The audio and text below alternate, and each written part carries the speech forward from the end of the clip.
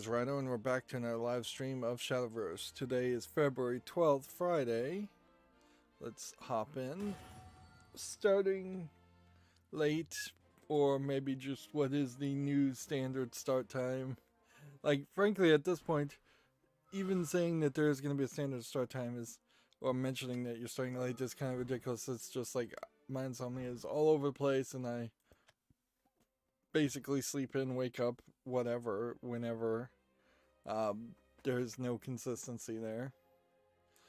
I've been playing Danganronpa for the catch up, and there is like one thing at the beginning of chapter 3 that is, I think, really weird, in that they have you play as Aoi, one of the characters, or Hina is her nickname, and in that there is also other weirdness because I still have I'm still not 100% sure whether they flipped the names for the English translation, or if it is that they are saying the family name first and then the personal name second,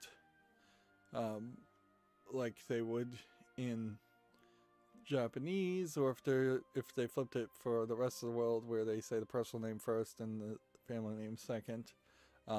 There's extra complication all around that. Certainly, I'm going to replace this one because RuneCraft is always a hassle.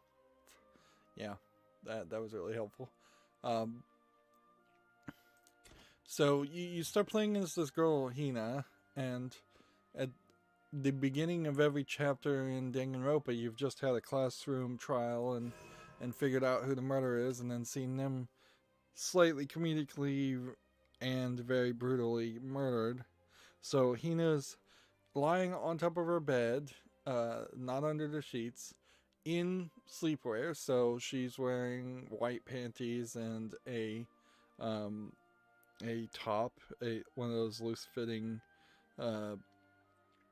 tops that girls wear, but these are supposed to be high school kids. So we're getting this like cheesecake scene at the very beginning of it, and she's crying. So you're supposed to be emotional too, and so then you're inviting weird combination of focus there, depending on the player, and then you go through, I would say about 12 to 20 lines of dialogue as this kind of teaser to the episode, playing as Aoi. And then it's completely unimportant scene that was like custom animated, and you then go back to playing as the main character, Makoto, and it just doesn't really make like a lot of sense. Like, that was a good use of your animation budget to have a cheesecake scene for and a teaser to the episode. The whole game is really written like it was designed to be an anime series. It's very TV centric, or maybe manga centric if it was a monthly manga issue and there was a real delay in releases. That might make sense too. But as an actual video game, it just seems kind of awkwardly paced. There is also a whole bunch of points in the game that are becoming blaringly obvious, where you get into rooms and there's all the other students around you, and you can talk to all the other students, but every student will tell you that really you just need to talk to this person and only this person, so they're just wasting your time if you don't just immediately talk to that one person. So yeah, more and more as the school unlocks in Danganronpa, the levels unlock effectively, it is becoming less important to wander around and look, and frankly the whole game might have been better without any of that. if it was just more of a linear visual novel, and you're it's becoming less important to really talk to people. And that does introduce an interesting idea that, for me personally, I might eventually develop a style of being way more laid back. Almost every game I play, it's always OCD collectibles, try to get 100% of the game. Don't go super crazy with it if the game's too hard or anything like that, but if I think I can get 100% of the dialogue, if I think I can get 100% of the achievements, if I think I can get the perfect ending of a game, I'll try and do it. But for visual novels, perhaps it is better to take more of a attitude, kind of like how I had some of the Telltale games, where whatever ending I chose was the ending I was going to live with. That Game of Thrones,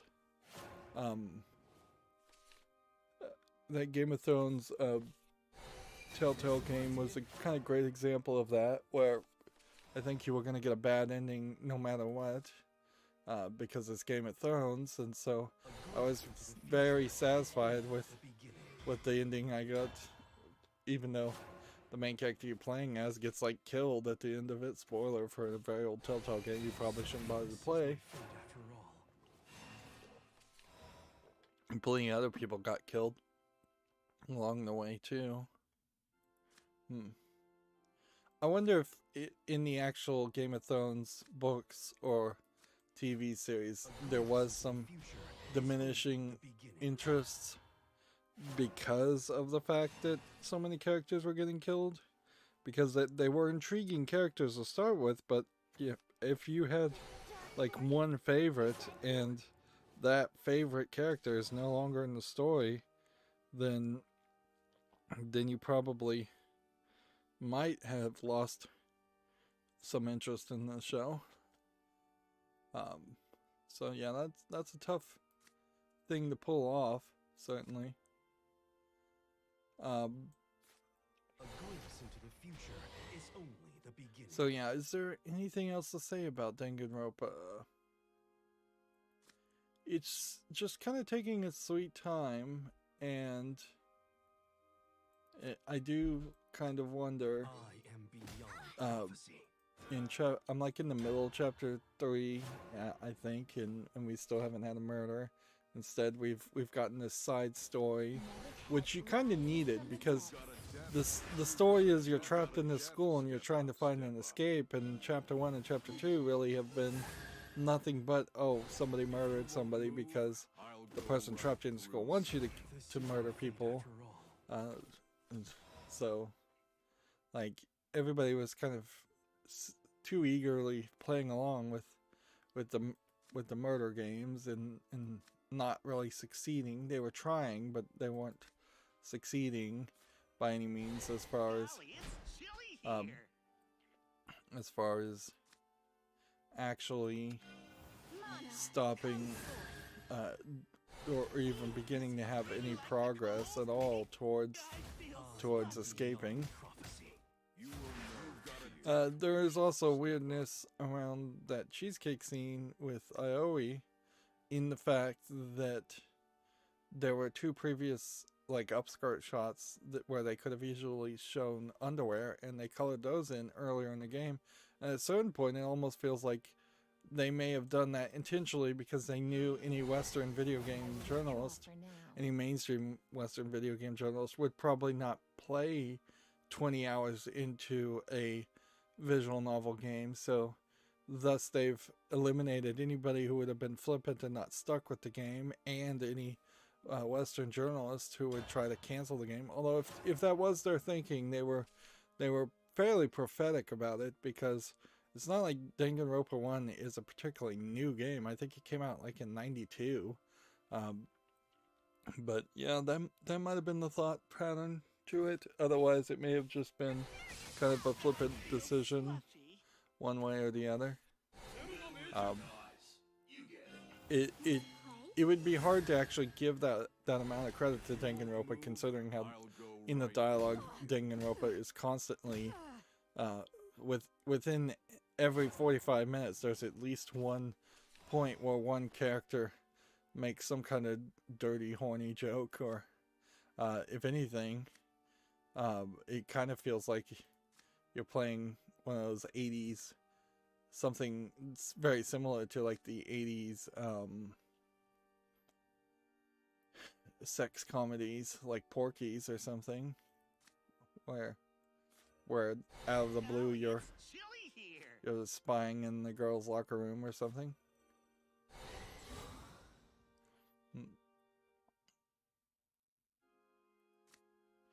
Well, this match is mine. This is real. You like the cold?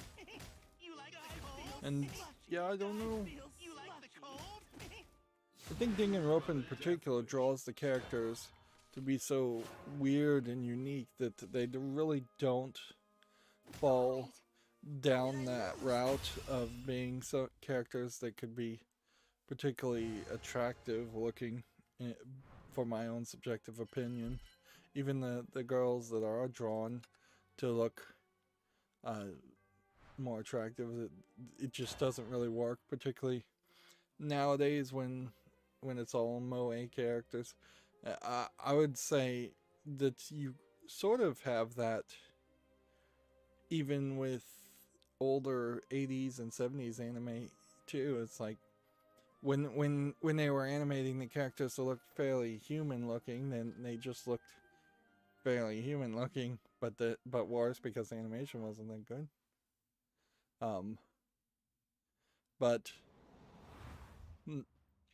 But yeah, so it would be very ridiculous to kind of fall in love with any of the characters knowing that they were going to get murdered. The fashionista girl in Danganronpa is a great example of that, because she gets like murdered before she has any character development at all. Otherwise, I've started just randomly hanging out with characters, and the whole hanging out with people and getting to know them a little bit better is a system that also seems very broken in Danganronpa, because you at most are guaranteed 3 hangout sections, which in chapter 3 they broke it up with some other like forced sections so that you're getting actual events that are pertinent to the story more integrated into the free time hangout sections, which can definitely confuse the chronology of things, but pretty much it seems like there might be some kind of new game plus mechanic where you keep your relationships with the characters that you developed the first time, and you pretty much have to hang out with each character completely from the beginning of the game. So at this moment, I would say probably using a walkthrough is smarter, just from the beginning of Danganronpa, and picking your character that you're very interested in hanging out with and sticking with that one character from the beginning is probably the smartest thing. But also then that creates a scenario where you don't have other skills, and playing it on medium, there is still one minigame mechanic where it is fairly difficult. So I am trying to see if there is some skill that in the rhythm game minigame that you do once per trial. I'd like to see a way to make that slower or make that just work, because it is very weird to have this like minigame function and it come out of nowhere. Alright, well. Spell looks so sweet, you'll get cavities. So yeah, my way of playing it the way I'm doing it right now might be the better way, to kind of hang out with everybody until they give you at least one ability or they die, and then you're never going to get that ability if they do have a skill. And then I think there might be tier 2 level skills that you get if you hang out with people long enough, but I'm not 100% sure on that.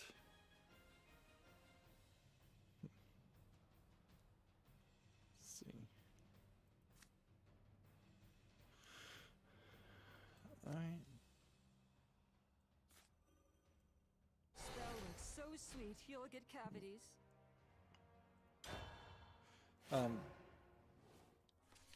So yeah, I feel like I'm probably not playing the game particularly perfectly, but also there's so much dialogue there that, and no real skip function, at least in the first playthrough, that I feel like it would be hard to play the game and skip the parts that I would want to skip, which is the actual main story stuff.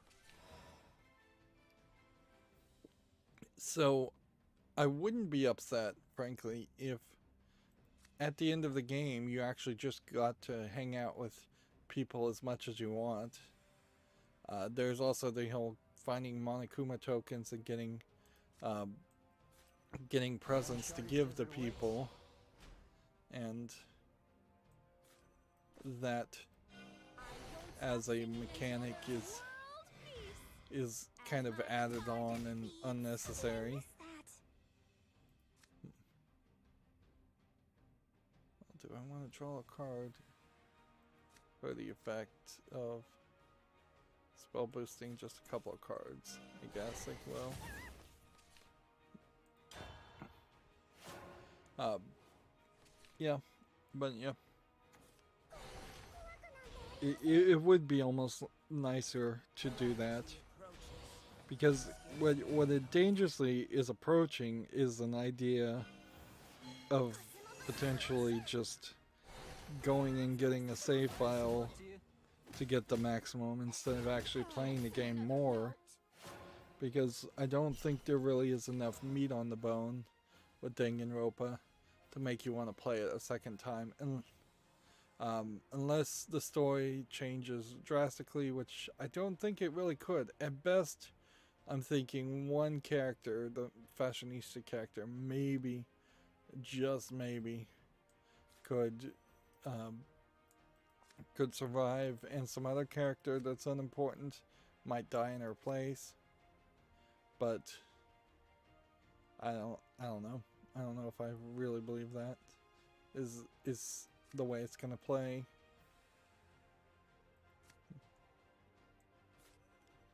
Let's see if we destroy this, then do this,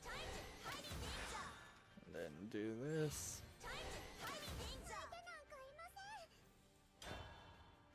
It can save me a little bit of time. Well, moving on from Danganronpa, because it is just an incredibly slow visual novel like the rest of them, which I think I definitely should probably toggle between visual novels and JRPGs. There's going to be quite a few of them that come out somewhat close to each other, and it feels like if I'm not careful, I'm going to just end up turning my entire channel into covering visual novels, which is not my intent. Certainly also they're going to be longer running series, which it also implies to me that I would probably make more content if I wasn't doing visual novels. But there is also an argument about the I haven't used this phrase in a while, the butt in seat economics there, of perhaps because I'm playing a single episode that is 2 hours long of a visual novel, that lets me make 2 hours of content, whereas if I was going to make 2 1-hour long episodes of a different game, I probably would get up and take a break for an hour or two in between that, and the more breaks, the slower the development of content. But I also don't want to turn making video content for my YouTube channel into factory work and schedule myself in a even slightly large amount of efficiency. I want to be particularly inefficient because the content I am creating is based on my own feeling at the time and my own like mental energy. So if I was just churning out episodes 8 hours a day, hour after hour, you would see me devolve a lot more into not having anything really to say and not really caring about things. I think I would, in a lot of ways, go down a route similar to like Game Grumps and how they're playing Danganronpa, where it's just two friends hanging out and they're following a walkthrough, and they really don't care about the game or the story at all. They're just using it as a background for their improv comedy, which their improv comedy often just evolves into them making poop jokes. Which that's fine. That's I'm sure what a lot of gamers do, but is that content that really should be at the top of YouTube's video game coverage? Probably not, in my opinion.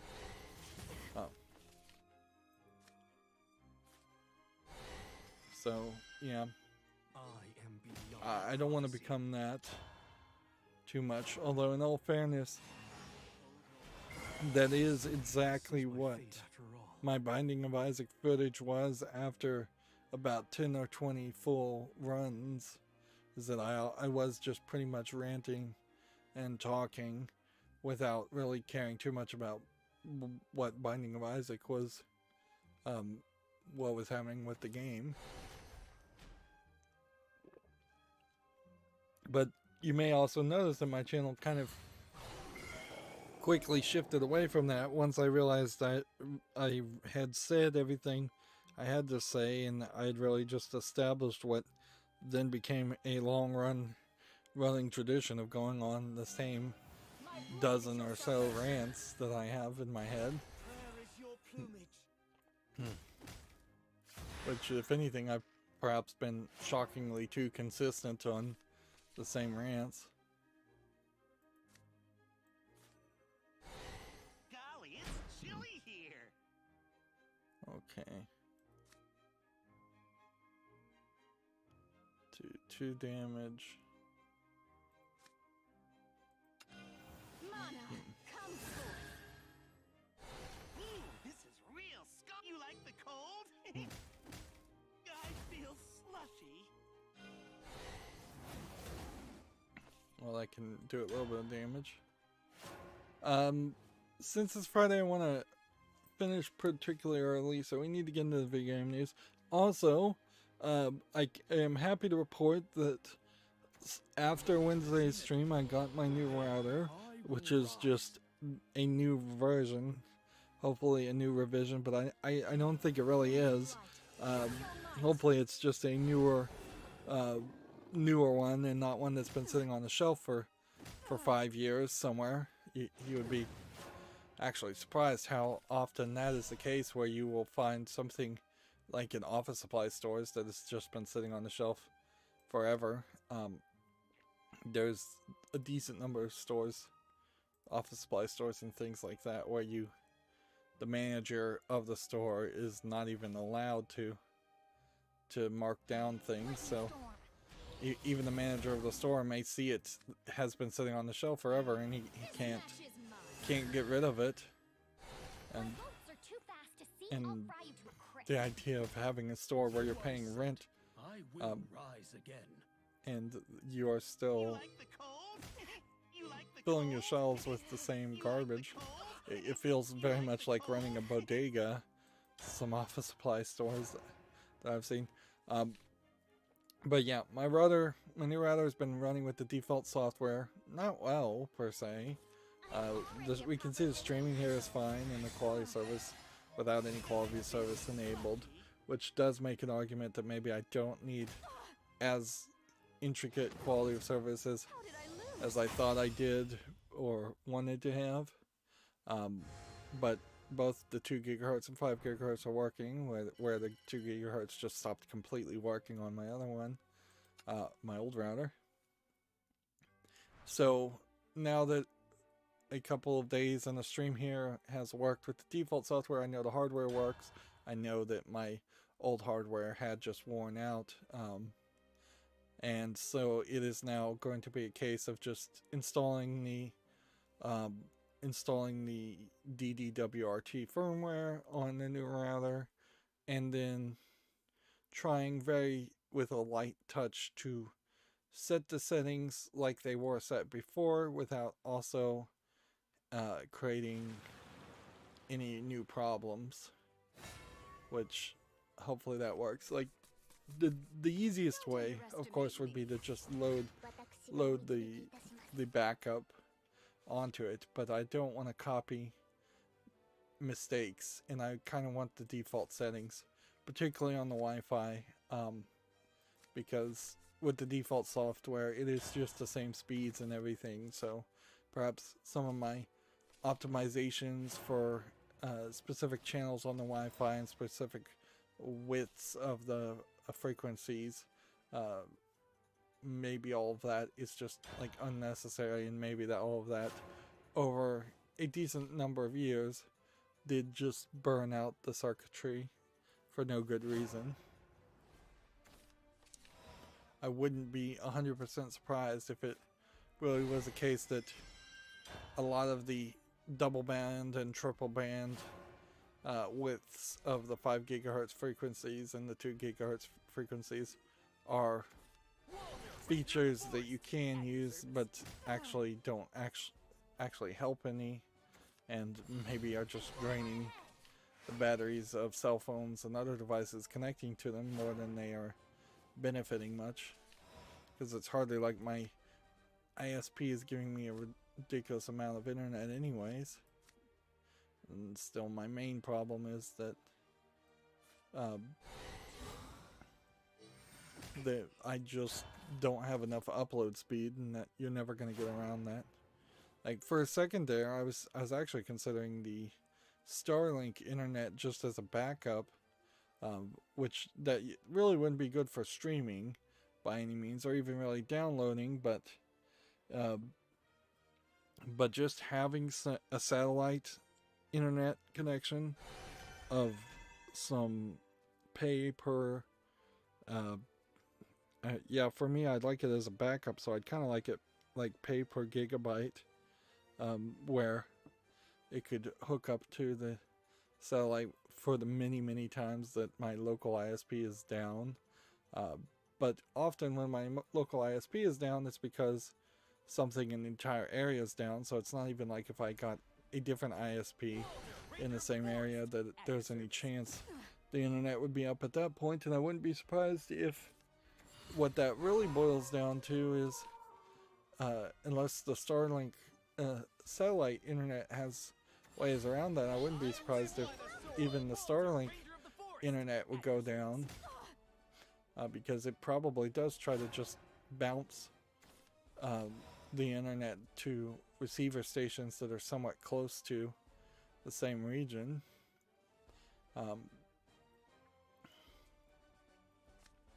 So yeah, there is, from what I've seen, some intercommunication between the different satellites.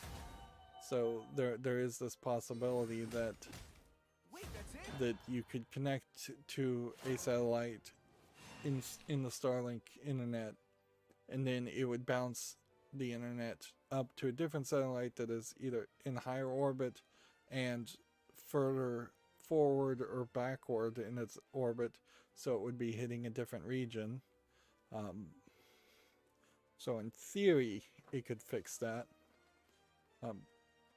In theory, Starlink done well could give internet to everyone, potentially very cheaply, if not free. But like a lot of Elon Musk's projects, the adoption and completion of projects is still yet to be proven.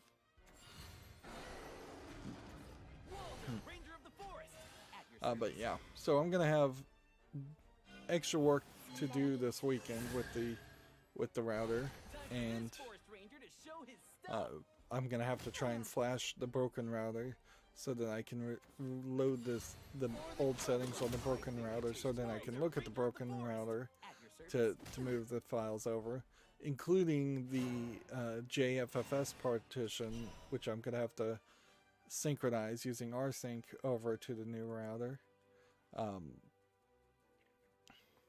so that I can move all of the custom code stuff I had over and not lose that, which I'm not sure I haven't already lost all of that code, because I frankly would not be surprised if when I installed the default firmware I did actually eliminate the JFS partition, which I think I had some backups for that, but it's probably pretty old backups too. No dirty tricks. So that would kind of suck, but at the moment, when I had to make the decision to figure out if the router was going to work at all, trying to back up that software and that partition was just not enough of a priority, and actually kind of hard to do. No, it would have been super easy to do. There's a USB plug on the back of each router. I could have easily plugged in a USB. Yeah, it didn't even occur to me. I could have just plugged in a USB thumb drive to the back of the router, and that would have worked fine.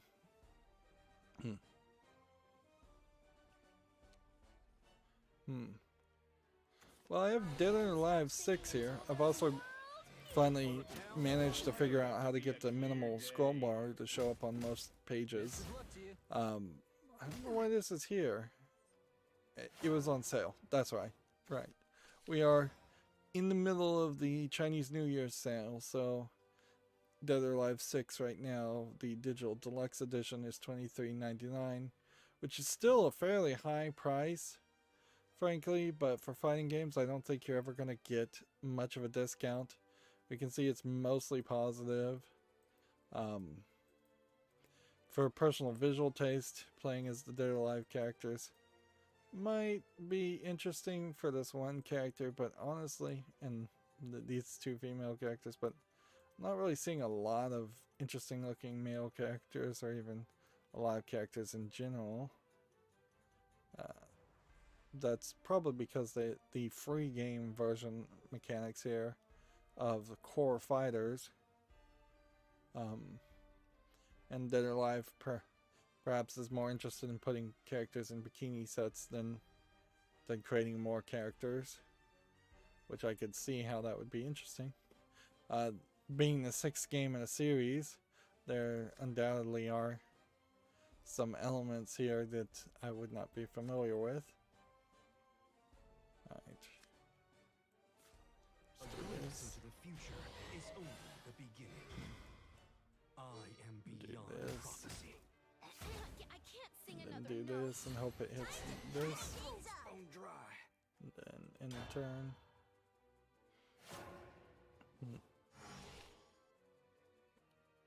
So I guess the question to ask in the game being on sale is pretty much the same standard question. Let's do this a little bit differently. Normally I would talk about sales at the end of the stream, but let's just do it now. So we have the Steam Lunar New Year sale, and it's the Year of the Ox, which took me longer to figure that out than is reasonable. They are, with most of these sales, not doing full takeovers, it looks like, on the screens, so we still have some very basic AAA games being advertised. Some of these are actually very, very old.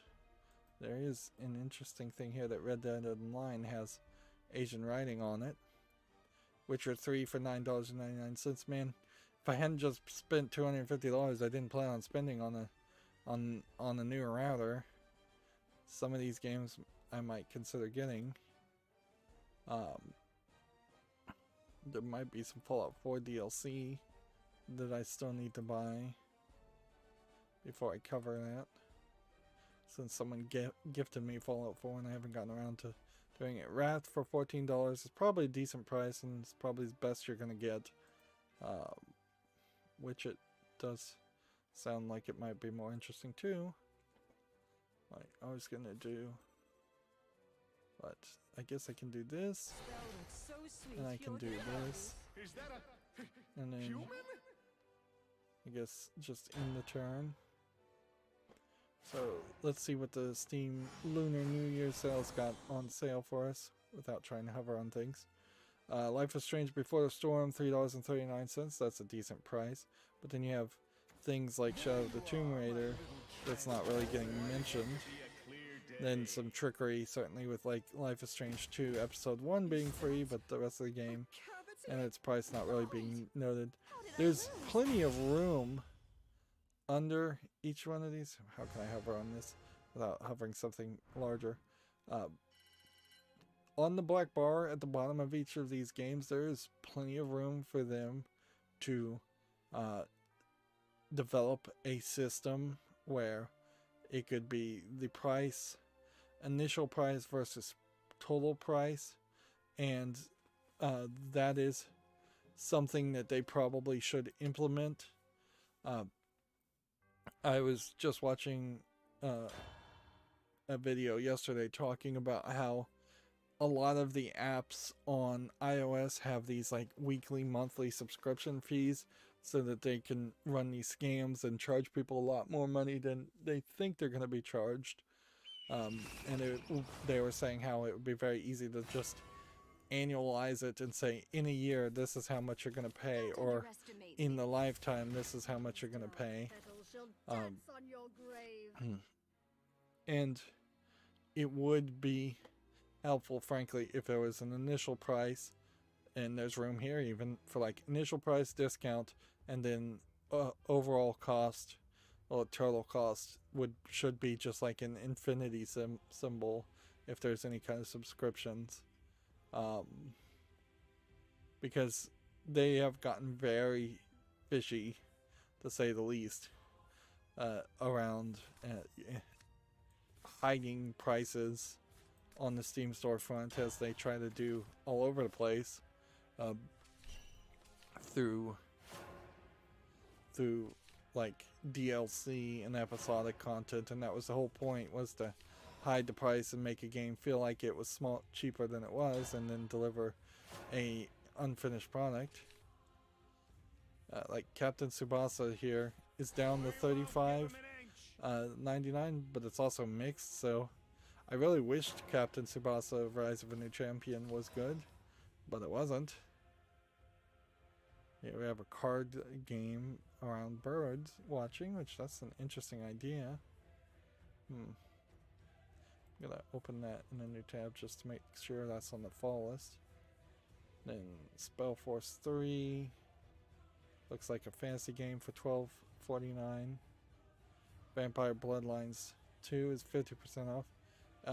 Like in any sale, a 50% discount is really not enough to catch my attention, particularly in a point where I'm not really planning on spending money. Like Titan's Quest here for $4.99 is probably a decent price at 75% off. Ni no Kuni, I think there's no DLC on that, so 70% off on that's probably the best you're going to get. Sword Art Online is questionable whether you need to play any Sword Art Online games at this point. I'm not sure there are going to be any more Sword Art Online anime seasons. Is that a human? Let's see, we have, what is this? Kokatsu Party for $47.99. So you have a full-on adult game, sex game on the sale, so that's always nice to see. Then we have what, Let the clouds roll MMO RPG for $8.99. Darksiders Genesis 50% off for $14.99. That's probably the best deal you're going to get for a while. Journey for $9.79. That's probably the best deal you're going to get for a while. House Party is still getting a big push because of the Game Grumps characters in there, and streamers just thinking that, like, there is this big danger, certainly, for a game like House Party, and not to say anything specific about House Party, but there's this danger that has become this kind of underground niche popular game, and I have a small fear that that may not have been a naturally generated niche popularity as much as it might have been that the creators of the game became very good friends or were good friends with a lot of famous streamers, and there might be a lot of cronyism happening in the background. Some call that business, and fair enough at that point, but just doing good business. But I also do have that slight concern that Golly, it's that we chilly may here. eventually find out that House Party really did just pay a bunch of people to stream their game and I feel and sludgy. convinced a bunch of people to buy their game, which I don't think is particularly that good. There's DLC for City Skylines. Unfortunately, I didn't like City Skylines. They are trying now more and more to promote specific categories, and we can see anime games being listed here. In fact, if anything, I would say that they literally just put it in alphabetical order, with only curating the categories, and maybe this is a little bit randomized. They even put featured games at the very end. Boneworks, Barn Finders. I thought that was still early access. Let's see if that's still early access. PC Building Simulators, $9.99. It's about as much as I think you could pay for it. We're particularly in this case, I wanted this game to be good, but it wasn't. Right now in this case, there aren't even that many new games that have come out, so you're not really in a scenario where, let's see, you're not really in a scenario where there are any new games worth that could be on discount. So a sale like this really is filling out your wish list for older games more than anything. You might get some 2020 games. Here you have a decent price, $1.99 for Plants vs. Zombie Game of the Year edition.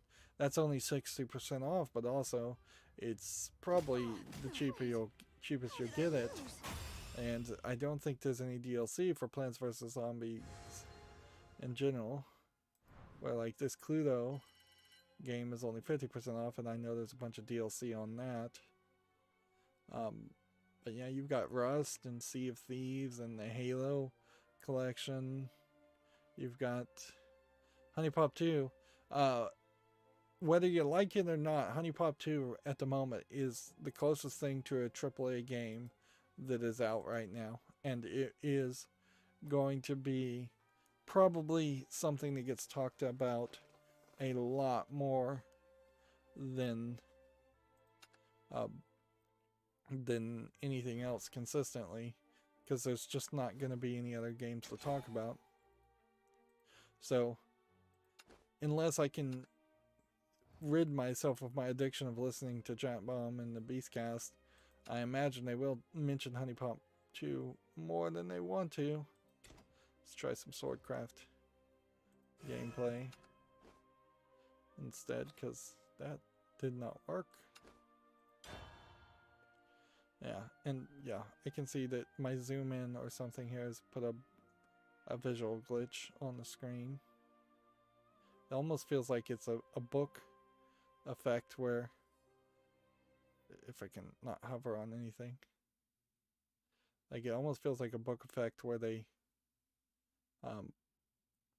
they're splitting the image to feel like it's a book being opened up in the middle, but I can pretty well tell it's because there was supposed to be a sidebar here, and the sidebar is been zoomed out.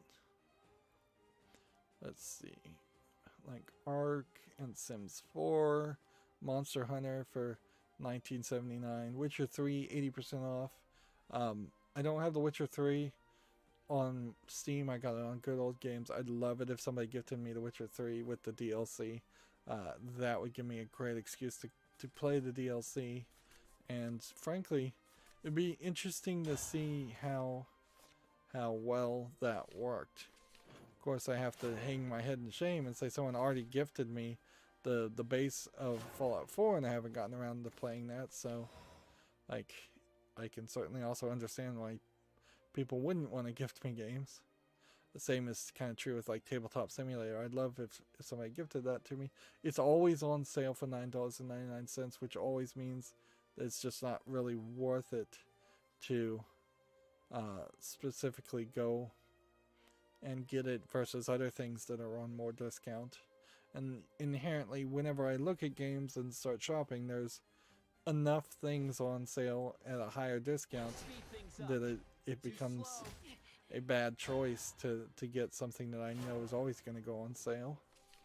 Then we come back down here, and it seems like it is the same categories again at the bottom. So if we were to click on like featured games, every day of the sale you can get a free animated ox sticker, which I imagine they also want you to check out the the curation things. I do have Slime Rancher already. The Wind Road mixed. Yeah. Seeing featured games seems to then take you to featured games under different categories, so it's kind of a category on top of other categories. But like you have Nicopera 3 here, 50% off as a featured casual game, and 112 Operator instead of 911 Operator being featured, which is interesting. So maybe they're more interested in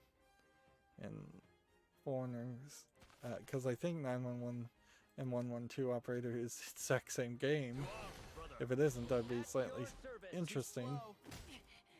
That'd be an interesting spin-off sequel to a game where you play as a 911 operator. Borderlands 3 here is like 1979, but then the maximum price there, I imagine, is a lot higher once you start getting all the DLC and the season pass. We're not seeing anything here that is straight up porn except for that one game. So it might come down to a point where it feels like they're just they are throwing a bone to adult games more than they are actually well, could I have done that? Yeah, but would it have mattered? No. Centuries pass. I remember all.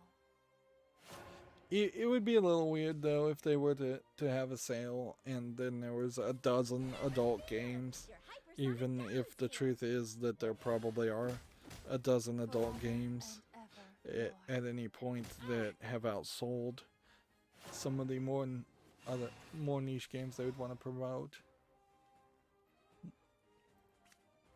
But there's ways to handle that, certainly. Also, you could easily just have an adult category and maybe one banner that says check out the adult category. You were done for. I got 8 transformations.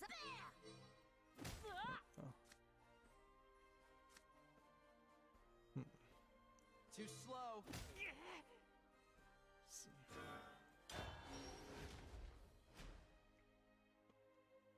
So like let's just look on the anime games here. Well, first of all, we have several games here that I would question how anime they are.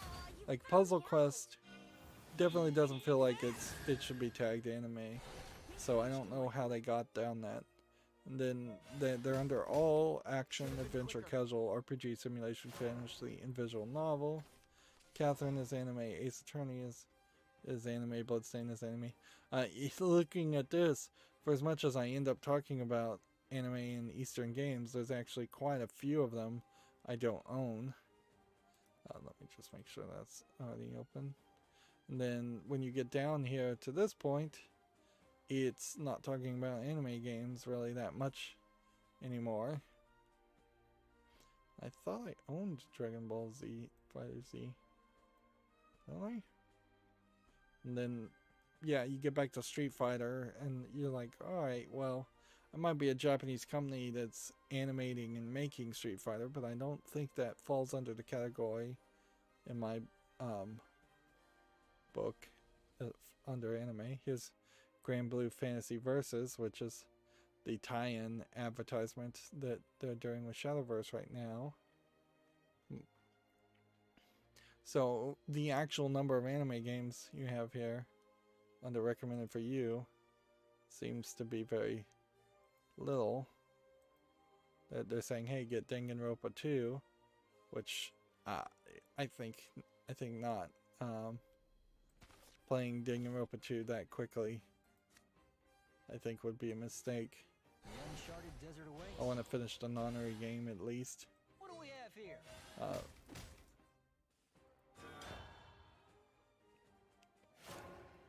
Then if I was to click specifically under action, then we have a Senran Kagura anime game and Phantom Breaker. Battlegrounds. Let me look at that one. I'm not going to do this for all the categories by any means, but I'll do it for the anime characters. And then we're starting to see some slightly different things. Travis Strikes Again? No More Heroes? When did that come out on Steam? That Dunpachi Resurrection. And then the Neptunia game. Did I ever decide to not buy this? Co-op? They're saying those are co-op games. I wasn't 100% sure I owned Momodora. The One Punch Man game wasn't that good. So, but once you get back down to this point, it's kind of, once again, just not pushing you towards that content. And there is more now under action by far.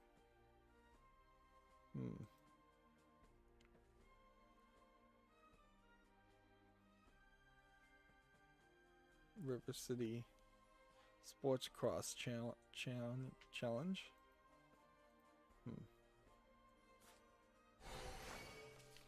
Do this. Uncharted desert awaits. Didn't play fast enough. Tokyo Ghoul game.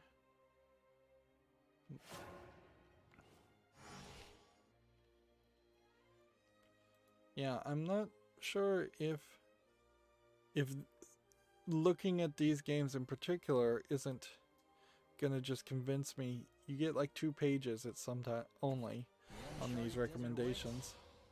I don't know if this isn't just gonna convince me that I really haven't done enough of a curation, or if I've done a very good amount of curation, and I have, because I am hovering over a lot of things that aren't on the wish list, and when I hover over those things, it does seem like they are mostly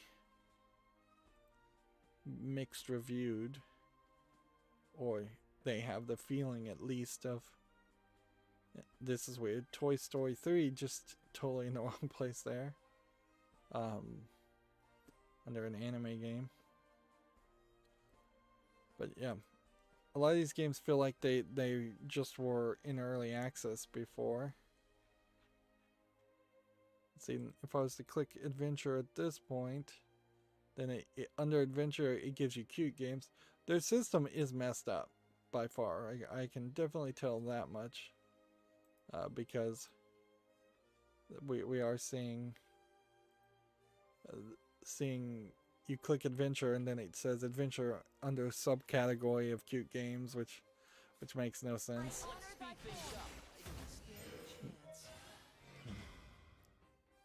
Okay. Restore 2 defense. 1 damage to enemy follower. Give +1/+1. Too slow. Hmm. Best of luck to you. And evolve It won't be long now. There's no time for you. Too slow. and attack. Never fear! Your hypersonic gal is here!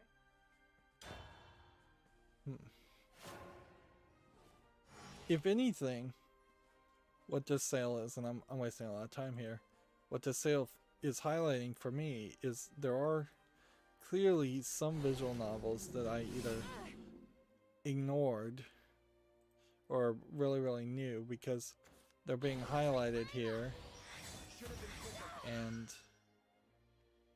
some of these just An don't exemplary battle. strike me. Although some of these might just be adult games too, and so that might be the end of it. And then they're using this second category of controller games, which, yeah, controller games in general I don't think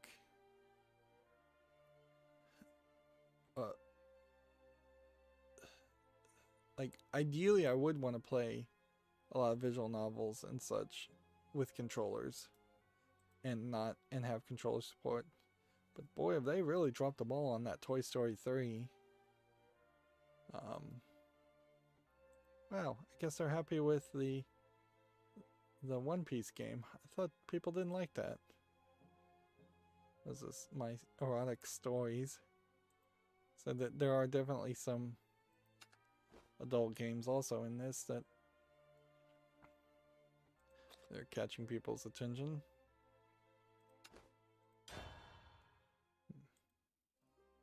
Yeah, I definitely would want to play games with a controller, even if it is something as simple as a visual novel. It probably doesn't matter that much. Yeah, but then you click casual and puzzle, and then you're back to cute games as a category, and then romance games. And I assume this cute games subcategory under casual and puzzle is the same category also. Like, I would assume that's the case. I could be totally wrong. It does definitely make it difficult, though, to potentially shop when you just don't know whether something is being listed in the right place or not. This inevitably also highlights the problem of Steam having any kind of sale anyways, is that the constant daily sales are more than likely going to highlight these kinds of games way more, these smaller nicher games, than having a big sale, because nobody is going to really spend that amount of time to come down the levels here. This is tagged as a romance game. I think Angels of Death is ironically been tagged as a romance game. I don't think it really is what people would be thinking of. No, this is still mixed. This is the one that I think Game Grumps started to cover and then just stopped halfway through, so there must be some real adult content later on. And they just quietly dropped that. Pinball FX2 VR would be interesting. But yeah. More than likely, if I was really just shopping here, I would just go to my wish list, because we are still at like 80% similarity to things that are on my wish list, versus new things that are being shown to me. So yeah, I'd say maybe, particularly under these subcategories of anime games, that there might be 20% of games that I either decided not to follow for one reason or another because I was trying to be a better curator because there's just so many of them and not enough time, or I just missed them. Like this game, Songs of Wuha or Wusha, very possibly I missed that one, whereas a lot of these others I feel like I probably did see them, and excuse me, and after like digging deeper into it and looking, I probably had a very good reason not to put it on the wish list. But you can definitely also tell that there is kind of a massive amount of games that are on the wish list that haven't been bought. So my choice there, as far as what, let's look at this one, see how reviewed it is. There's definitely a lot of stuff I have just not pulled the trigger on. Some of that definitely comes down to like YouTube family friendliness guidelines. Some of it also just comes down to how much I want, how much of this content I want. This one was glitching for a second and wouldn't open, oddly. There's also a case like Disgaea, where I played Disgaea 1 and rage quit it, and because I rage quit it, here we have Heroes, Might and Magic Clash of Heroes, and that's not really a anime game. So it's like, once again, that kind of in the wrong place. So Steam's not doing the best job as far as curating things. You have no right to tread here. This here ranch will never know that. See, and then we have co-op games, which, if I was to really believe all these games were co-op games only, which is what I think of when I see something labeled as a co-op game, which is probably the wrong way of thinking about it, I would immediately ignore all those games and never buy them. But I know I'm wrong about that they're labeling games that have the option of co-op as co-op games, not just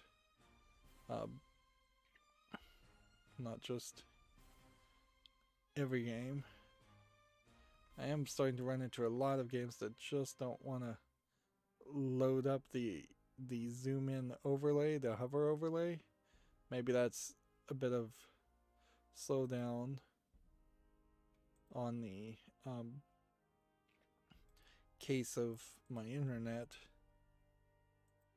So more and more I'm having trouble opening up tabs, but I'm also opening up a ridiculous amount of tabs. And see, there's still simulation games here. And pretty much I'd think like the Sakura series, even at $2.49, does kind of not make a lot of sense.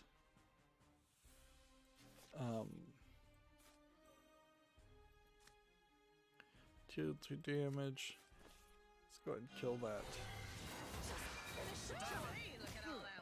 That. And that.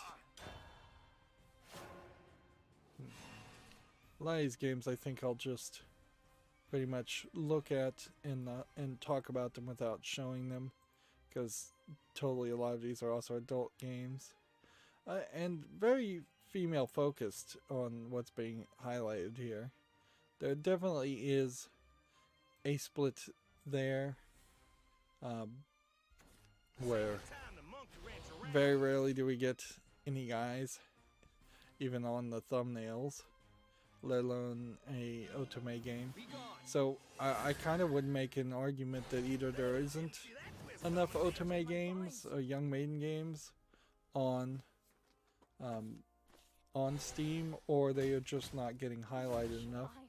And then you run into this weirdness where it's like, here we have Legacy of the Duelist, and then there's another thing here labeled Legacy of the Duelist,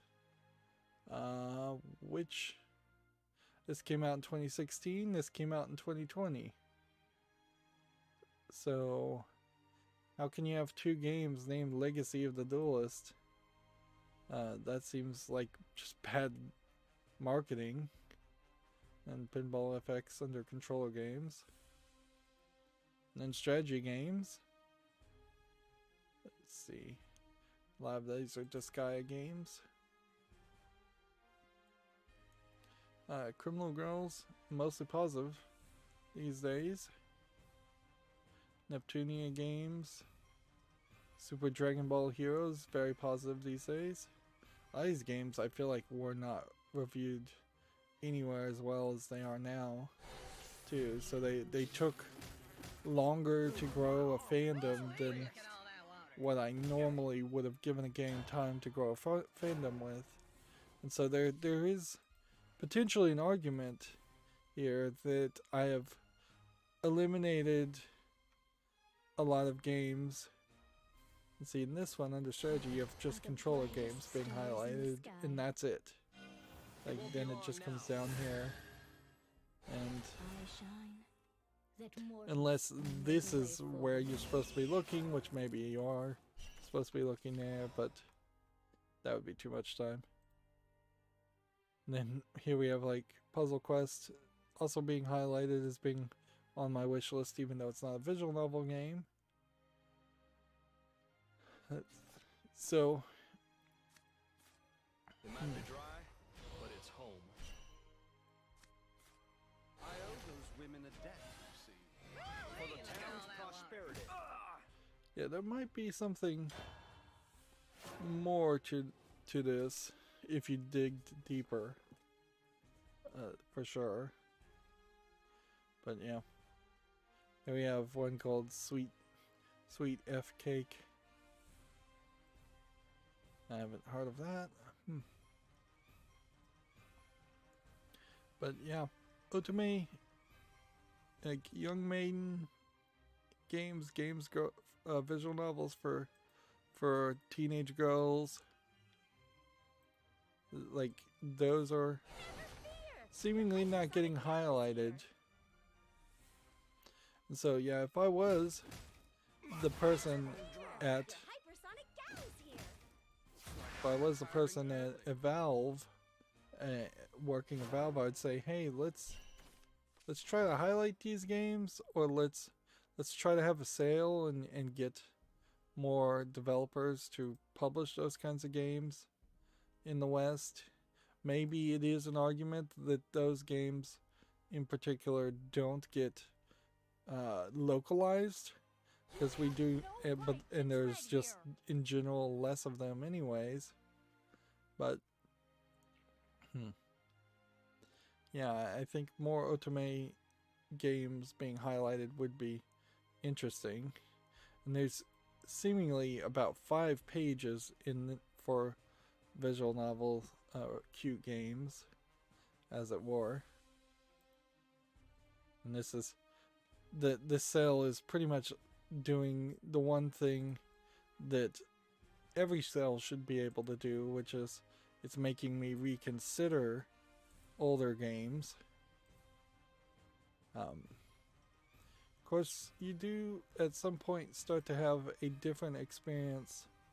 Hustle Cat, I think, is a Western visual novel, where you will eventually have all the games you want and have very little interest in old games. But at that point, I guess you just don't browse on the sales pages. There's a lot of Cat Girls, Fox Girls games, but they may be all from one or two of the same series. And then we're in the fantasy category, and under fantasy you start to see more and more adult games. I'm actually really surprised. Like, you have a game like Funbag Fantasy here. Seems like they have kind of fixed it so that only one screenshot gets shown, and they have made it specifically so that that one screenshot is not uncensored porn, which we had that problem before. So I would assume that Valve has fixed that and worked on that. Well, nope. Nope. Just found one called Manor of Mystic Courtesans, which is straight up porn. And when it is a bigger, high promoted game, they are showing more screenshots and videos.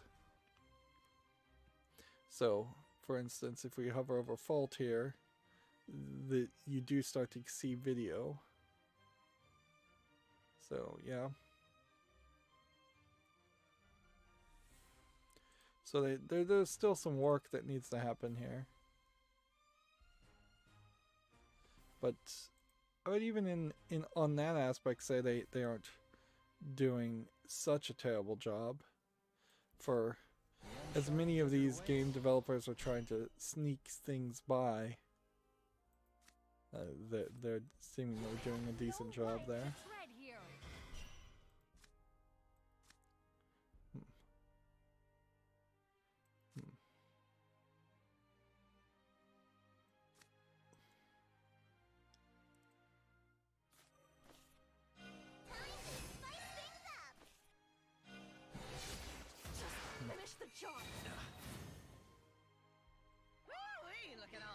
There we go.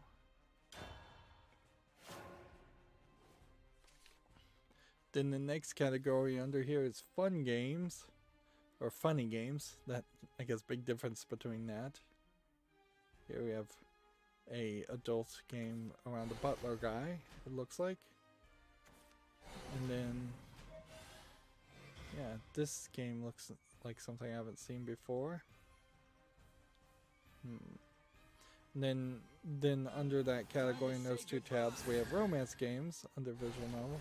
Hatoful Boyfriend, still kind of a top seller, I think, because the main game is free, and then the Holiday Star spin-off is cheap. And then we've got something called Flowers. Alright, let's do this.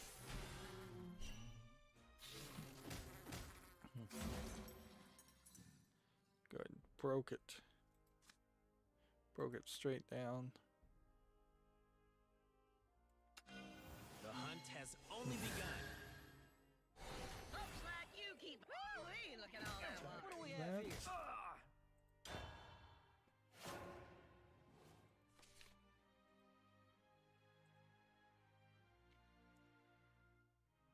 Yeah, I may very well just have a whole collection here of adult games. A lot of this also is just straight up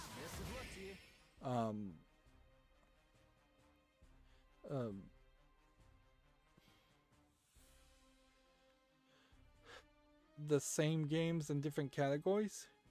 And I suppose I should also say that they've done a decent job of not putting a lot of low effort adult games that would be tagged as visual novels. Hentai Crush is the only game I've seen listed so far, and I'm right here at the end. That's like everything else at least is advertising itself and looks like it's trying to advertise itself as an actual good game. Here we have another one called Adorable Crush, which is probably from the exact same developer. Alright.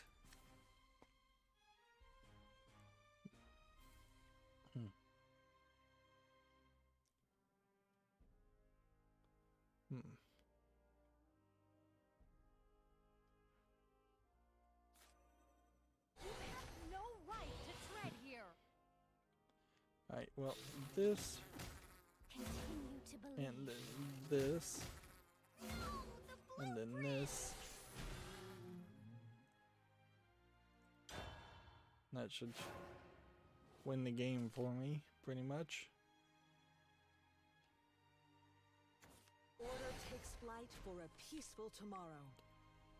Perhaps I'm being a little too generous, but I personally do kind of feel like, particularly under the visual novel category, under the anime category, the orders of the level of organization under those categories have, in my opinion, been probably pretty awful. There's no one else I'd rather lose to. So the fact that you can have a sale here and highlight games, Looks like and I won. it actually feels like somebody has curated this somewhat, or the customer base themselves have curated it enough that we're not full of garbage games getting promoted to the top tier. It is a nice revelation, to say the least, because that has been my fear, certainly. And when you just look at games as they come out brand new, that are anime looking games, it is really just a huge mix and a huge mess.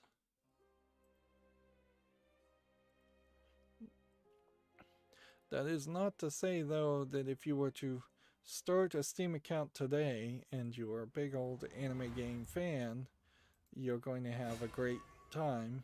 There's still a decent amount of time and curation that you're going to have to do. And you probably would want to start small in general and just go and pick like Steins Gate and Clannad and things like that if you want to play visual novels, things you've really heard of.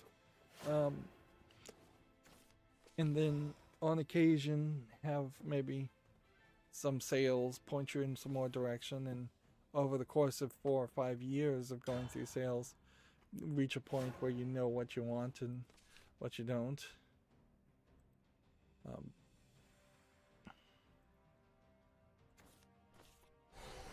The next category under it was LGBTQ plus games, which, yeah, you'll find a lot more of those types of games as visual novels than almost anything else.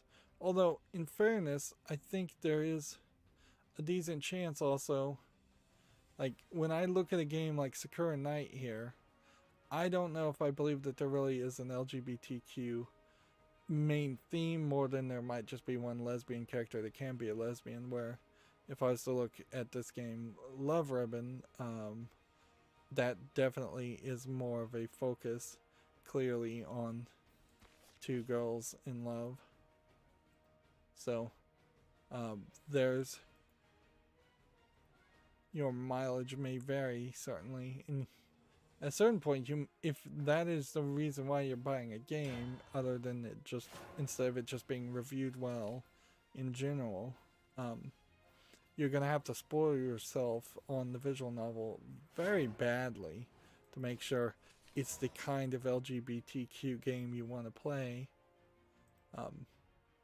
Which is why I've been more than happy and with the just being open-minded about it, and if I play a game and I'm playing a female protagonist going after a girl, that's fine. A guy, that's fine. If I'm playing as a male protagonist going after a girl, that's fine. A guy, that's fine. Even something else is fine. Like, I'm kind of up for anything in my fantasies. Maybe at some point, if it was like super hardcore, and it was just not my bag, like, and I just didn't find it attractive, I'd be kind of upset. That is kind of the thing about Yuri and Yaoi in that anime style, is that they're all still going for a very cutesy anime style of the characters, so they all look pretty good regardless. Where if I was to say try and look at a live action porn with like Ron Jeremy in it, or a big fat ugly person, which Ron Jeremy is a little fat but not that bad, that's where I probably would not go through that. Which is to say, if there was like a full motion video game with nude scenes in it, I probably wouldn't find that particularly attractive unless the person was attractive. but also at a certain point, I don't know that Valve would allow a game like that either. Because I think Valve does not want to become a video publisher of porn. They've pretty much completely eliminated and stopped any focus or new additions to their video the video section of their storefront. Yeah, some of these games that I brought up are on my wish list. They just weren't being labeled as being on my wish list. So like Necromundia, Underhive Wars here is mixed, and that's why it's not on my wish list. It came out in September. It's a shame because the idea of kind of being like a wasp-like human, which is what it kind of looks like, is kind of interesting, and the yellow artistic design of the outfits and the kind of metal punk appearance of everything is interesting, but obviously it either plays terribly and it almost certainly has no online PvP at this point.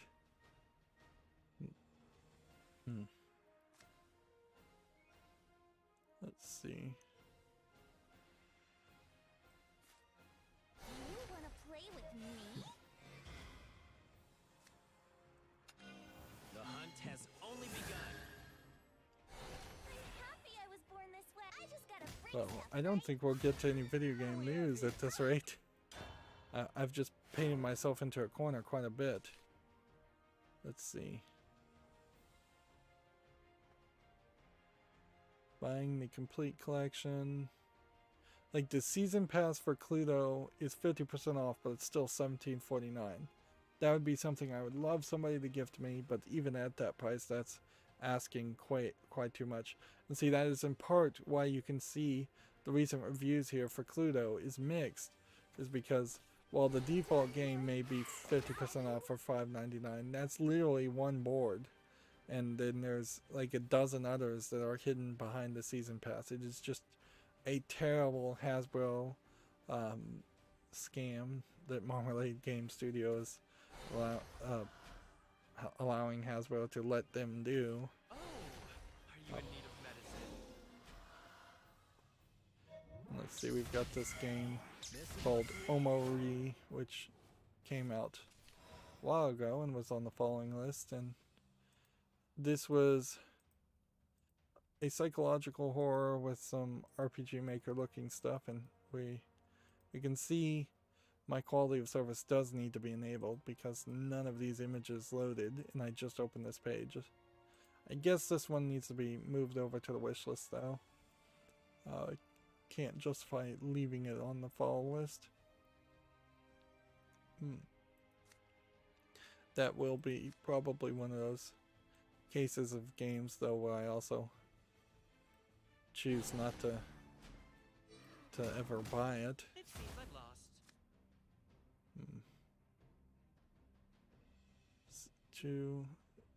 Like, can't really even do that at the moment. Let's see. Borderlands 3. If you're gonna get the Super Deluxe Edition for 55% off, you can get it for $35, but you're still paying $50 for the Ultimate Edition, which includes Season Pass 2 and Gold Weapon Skin Pack. So it's like $50 now for a slightly old game. If anything, like now that Embracer Group has bought Gearbox, maybe there is a better argument for buying this now, but I wouldn't get too deep into that. Buy it if you want to buy it. $50 for the Ultimate Edition is not a terrible price. It's just not a great price either. I shall give birth to a new world. By your will, O Lord. I owe those women a debt, you see. See, we can't evolve this one. We could evolve that one. It's not going to really save us much.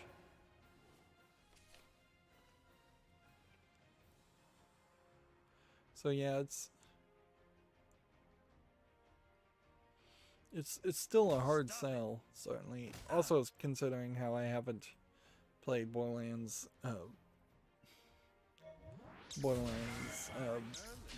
the pre-sequel yet, so that there's still that game in the middle of all that. There you are, my little trespasser. I think I might actually survive this.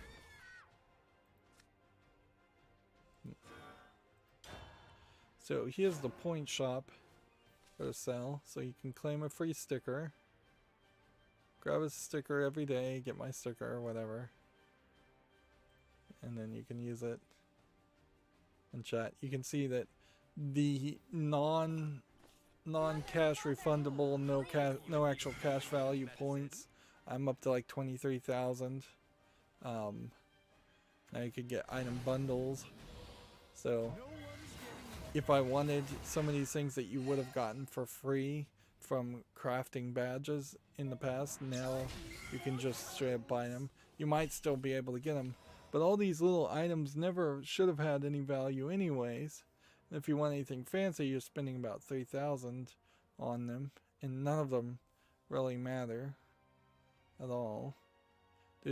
I don't think anything that specifically is limited to the points shop that you can't get on the store, but clearly they're trying to move people away from using the store.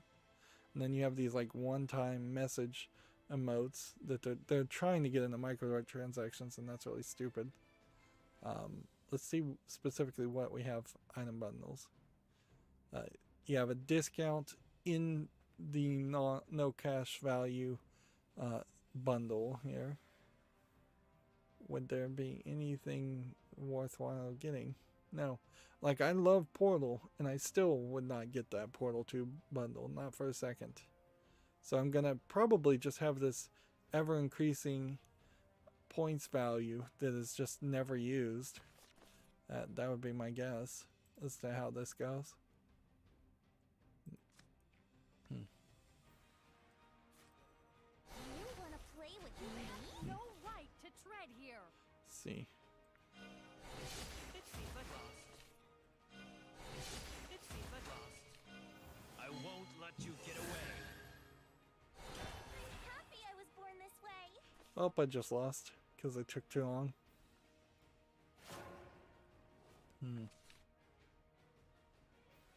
Nice marksmanship.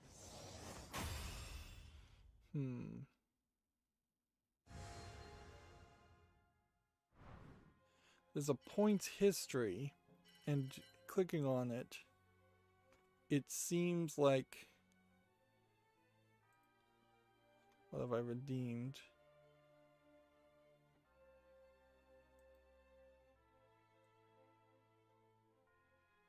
I got badges, and we're not even seeing any badge levels for the sale. So, yeah.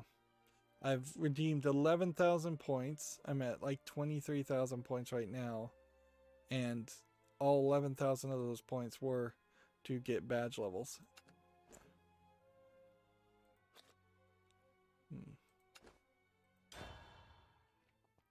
So next time there is a big sale, a big like fall sale or summer sale, there might be a badge that I spend all the points on just to waste them.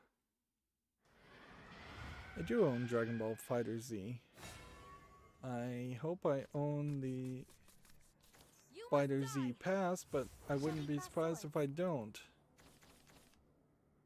Yeah. So I could spend $9 to get the FighterZ Pass, but even the FighterZ Pass right now is actually mostly negative. So, yeah. And that's FighterZ Pass 3, which I suppose FighterZ Pass 2 would also have to be on the wish list. I might literally have the Ultimate Edition though of the game, so if that was the case, then I'm missing things though. Because yeah, we can see that there are more little microtransactions all over the place. So yeah, I do have Fighter Z Pass 1, but I don't have the Pass 2, I don't have the Pass 3, and you can see that there is just $130 worth of somewhat redundant, so you really wouldn't need to buy all of it, but there is like $25 or $40 worth of DLC if you buy the 3 passes. So by all means, buy the Ultimate Edition if you are going to buy Dragon Ball FighterZ. And you also kind of need to hope that that is just the only Dragon Ball fighting game you ever are going to buy.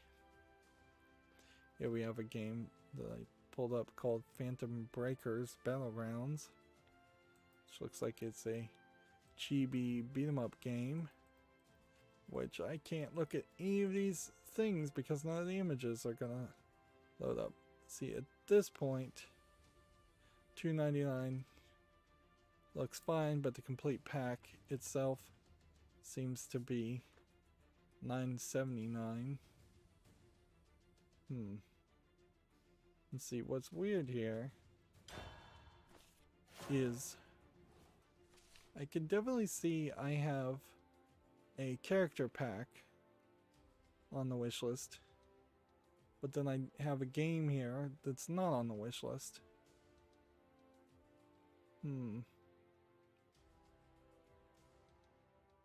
So I think I'd put this on the wish list, but I would have to be very careful not to accidentally buy this. It does kind of feel a lot like the Simpsons arcade game, where you just beat up a bunch of people through many different areas, which I could kind of get into that. It's not going to be as interesting, I imagine, as the Simpsons game, but then when you look at this like complete bundle, there's DLC, costume DLC, and background music DLC, and soundtracks all being bundled together as DLC. So there's some research for sure I'd have to do. Then we have one here called Garu, Mark of the Wolves, which looks like it's a older fighting game. Which I guess if I am going to get into fighting games at any point, playing an older fighting games.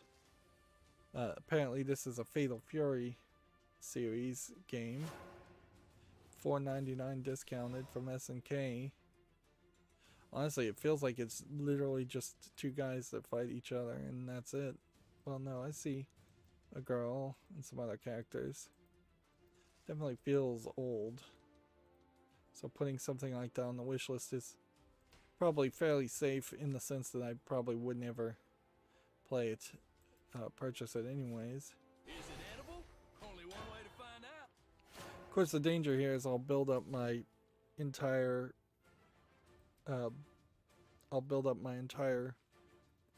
wish list, and then I'll feel the need to do a wish list cleanup, which honestly I kind of at the moment don't feel like I would ever really need to do a wish list cleanup, as long as I do a decent job of not putting too much on it. Here we have a game called Donpachi Resurrection, which I feel like I've heard that name before. It's a shoot 'em up bullet hell game with some kind of side art of anime girls and perhaps some story around that. Face you head on. $10.49, English, Japanese. Yeah, I think I can't say yes to that. Like I am still miles away from the idea that I would ever want to play a shoot 'em up game. I'm much closer to many other categories of games. Schoolgirls Zombie Hunters is still mixed reviewed. I'm willing to put this on the fall list because it's on save again, but like this Oni-chanbara spin-off game has kind of failed for the Oni-chanbara series in general, which I wish they could get that series to work particularly well, but like we can kind of see it's not. So like Oni-chanbara origin here is is mixed reviewed also. So I just feel like D3 Publishing in general must not have gotten a good grasp on making PC versions of their games. So I'm kind of in this holding pattern of I'll buy it later, or I'll buy the remaster, or I'll buy the HD re-release. Like, the only one that is even slightly popular on Steam is Onechambara Z2 Chaos, which is like the latest game probably in the series. And honestly, I'm not sure that the people that would work on Onechambara even exist anymore, or if they have just moved on to something else, or if they've simply been beaten down by censorship that they wouldn't want to make. They just wouldn't want to make any more games in that series.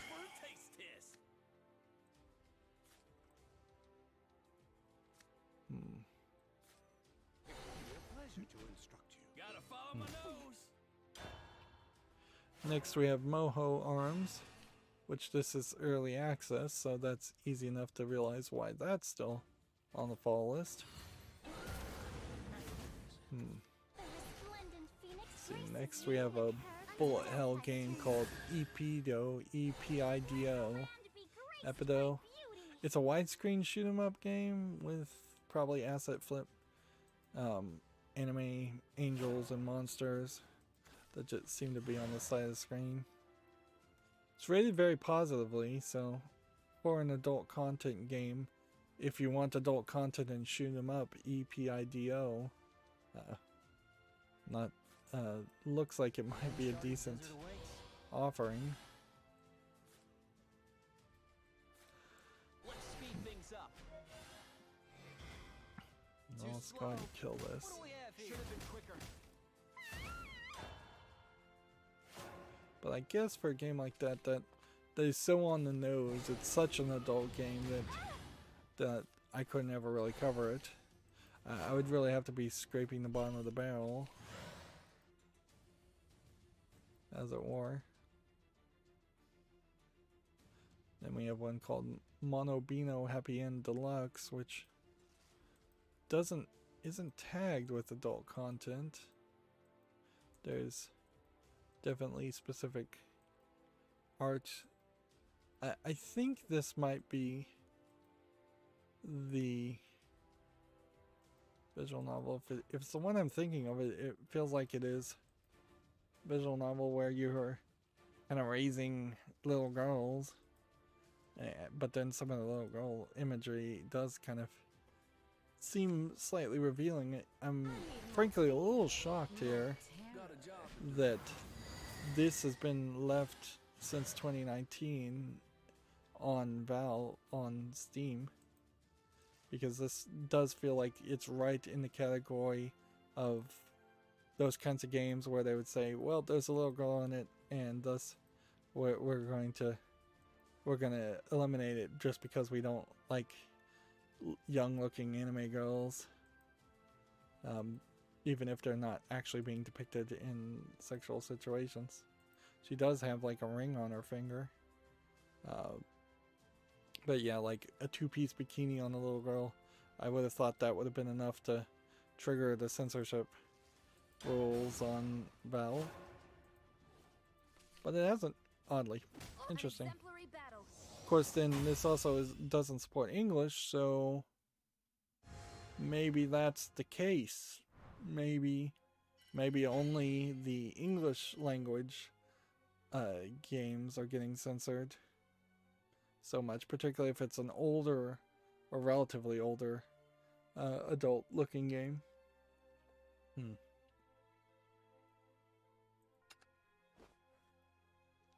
Let's see.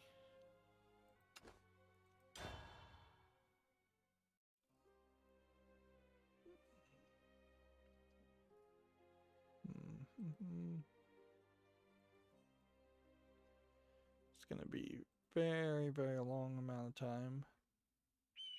So what I need to do is check how many of these I clicked on didn't support English, because I bet that is a significant amount of them. There's a battle underway. Yeah. Yeah, this game straight up has nudity in the screenshots. Yeah, I think I am getting now why some of those outliers that look like I wouldn't have had them on the follow list weren't on the follow list.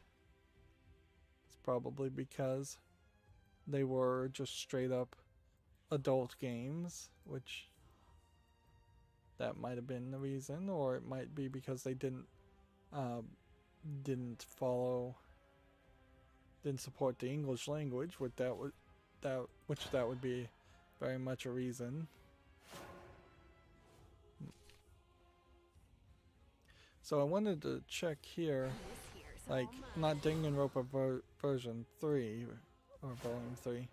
What I wanted to see is if they have Danganronpa volume 1 and 2 reload, because if that's the case, I'm going to be fairly upset that I'm playing Danganronpa 1. Ultra Despair Girls is a spin-off game. Danganronpa 2, Danganronpa Trigger Happy Havoc. So yeah, Reload is not listed as a game on Steam, so I am suited. Reload must be a console exclusive. I wouldn't be surprised if there actually is not much of a difference. It would be interesting if they were to do a full-on reboot of the Danganronpa series, because I do think there's some modern sentimentality you can do into it to speed that up and make it a better experience. But yeah.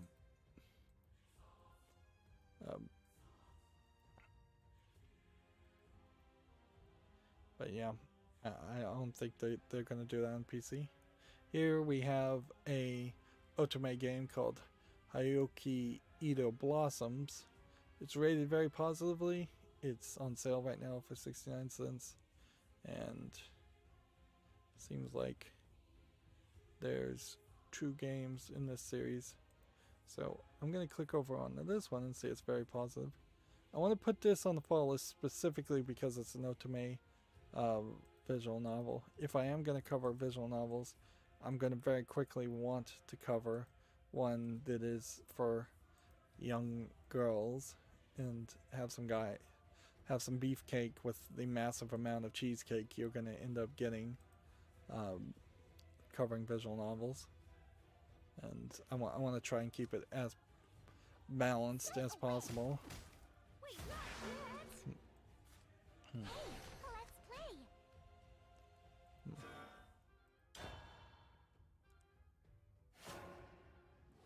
Let's see. One Piece World Seeker Deluxe Edition, $22.49 with some censorship.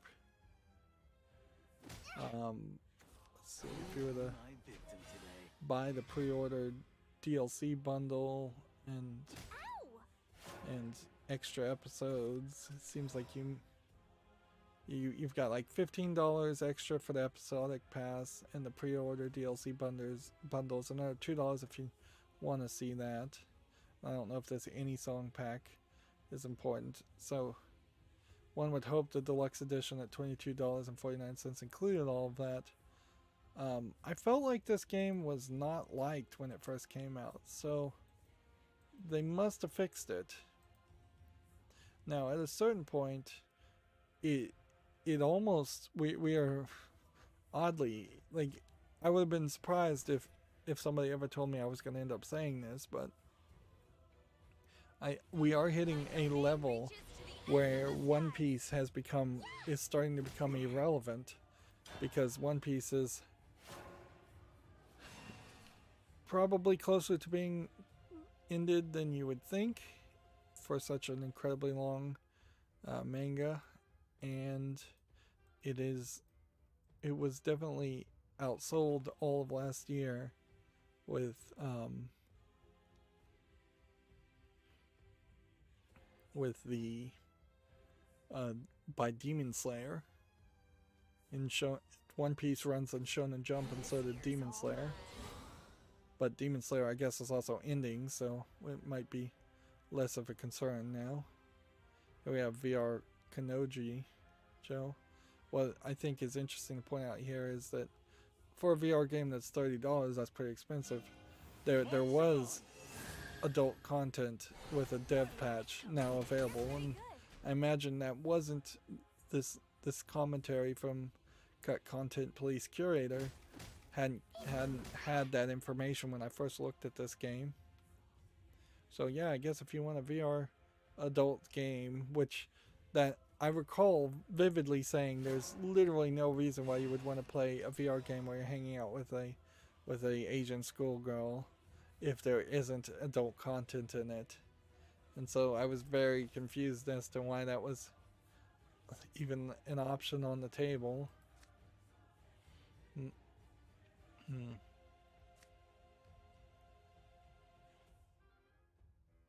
Okay. 2 damage there.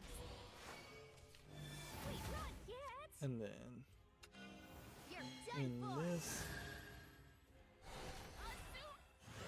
And then do that. I lowballed But you. yeah, I don't think there's a real reason to own that game. Then here's another game that just has straight up nudity on the screenshots. Some of these games do sell so cheaply that it's no surprise that they sell pretty well. Like this game, Steamy Sextet, is $2.24. So yeah, it doesn't even have to be that good. One step closer to victory. We are kind of in a weird position right now where the adult games on Steam are of a pretty high quality. So a race to the cheapest content possible has yet to be initiated. Where if you think about, say, most websites like Pornhub, I imagine the content on there, well, I don't have to imagine, I've seen Pornhub. Most of that content is awful. If you sort by newest content, it's just not something you would want to waste your time looking at, let alone even paying a small amount of money for. Darn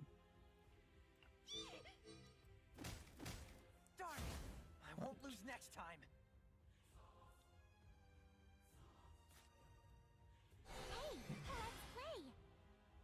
Okay.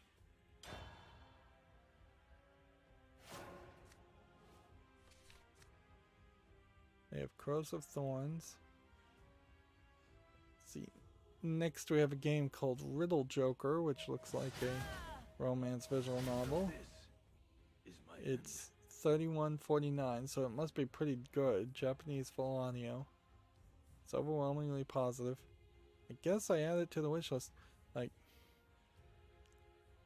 and I'm gonna have to have a come to Jesus moment at some point, as it were, which that's a weird phrase to use in this instance, but I am gonna have to decide how many visual novels I really am gonna end up buying, or you know what might very well happen is that 5-10 years from now I may simply just have a significant amount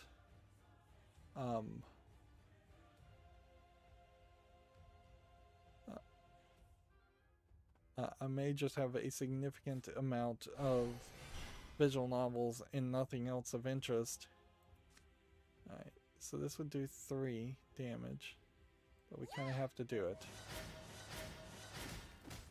There. And then 1, 2, 3. Still got far to go. And then 1, 2. Good luck to you.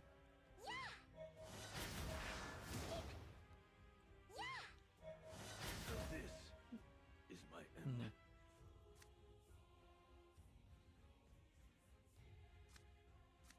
See. All I Do need is an this. opening and you're toast. Evolve. It won't be long now. And then Sorry, but the time for games is over. go ahead and play that. in the turn. Let's see, next we have a game here called A Sky Full of Stars, which is $5.93 as a visual novel. To get strong. Stronger than I am now. This is our Yep. last push. I'd say the animation style here is a little undetailed, a little soft, not terrible. Japanese full audio, rated very positively. Does support English. Alright, well, they killed all my fun characters. There you are, my little trespasser. What an oaf. Darn it! I won't lose next time. Hey, let's play. This ends here. So, Sparta! One helping of this Still is got more to bloody not go. for you.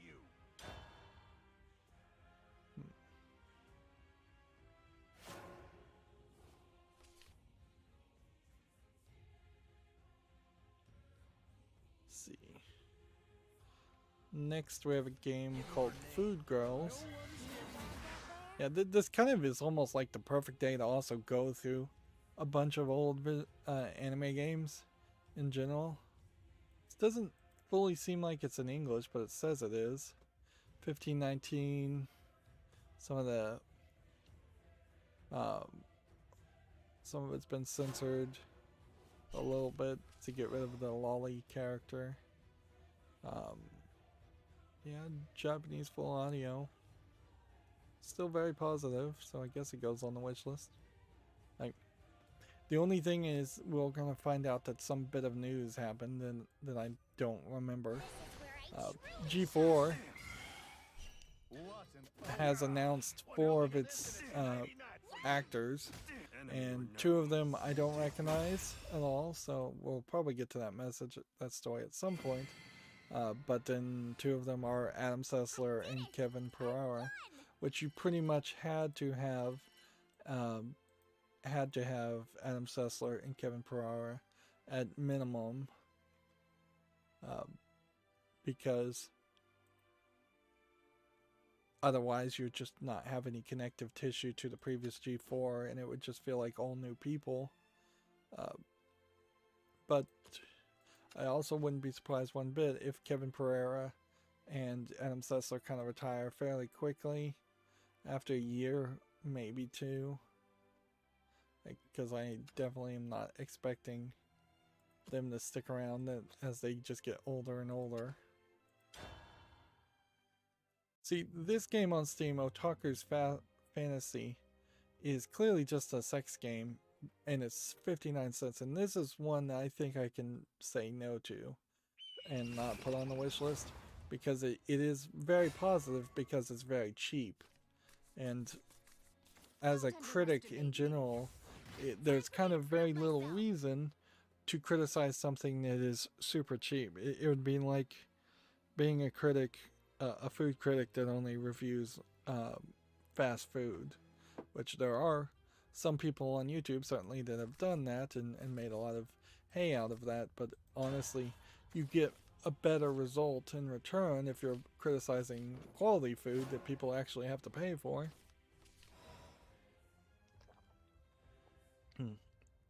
If anything, I would say, yeah, the food criticism category on YouTube really is doing the same thing that I kind of have done in the past or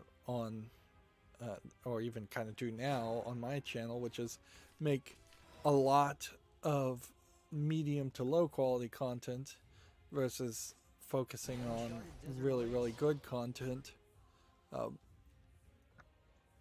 Because if you were going to be a food critic, if I was going to be a food critic on YouTube, I would want to be able to make enough money to go to restaurants like once a week minimum and spend $100 on a meal,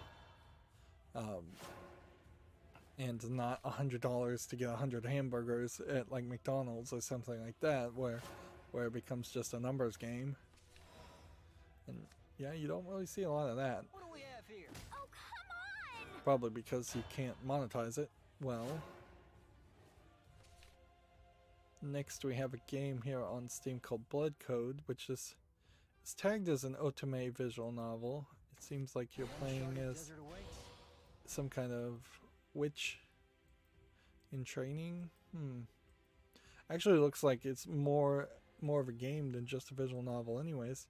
And I kind of love how they haven't wasted any space here. So they've just put the auto and the skip and the forward skip and the save and the load and the log and the home button all on screen immediately, where that would be empty.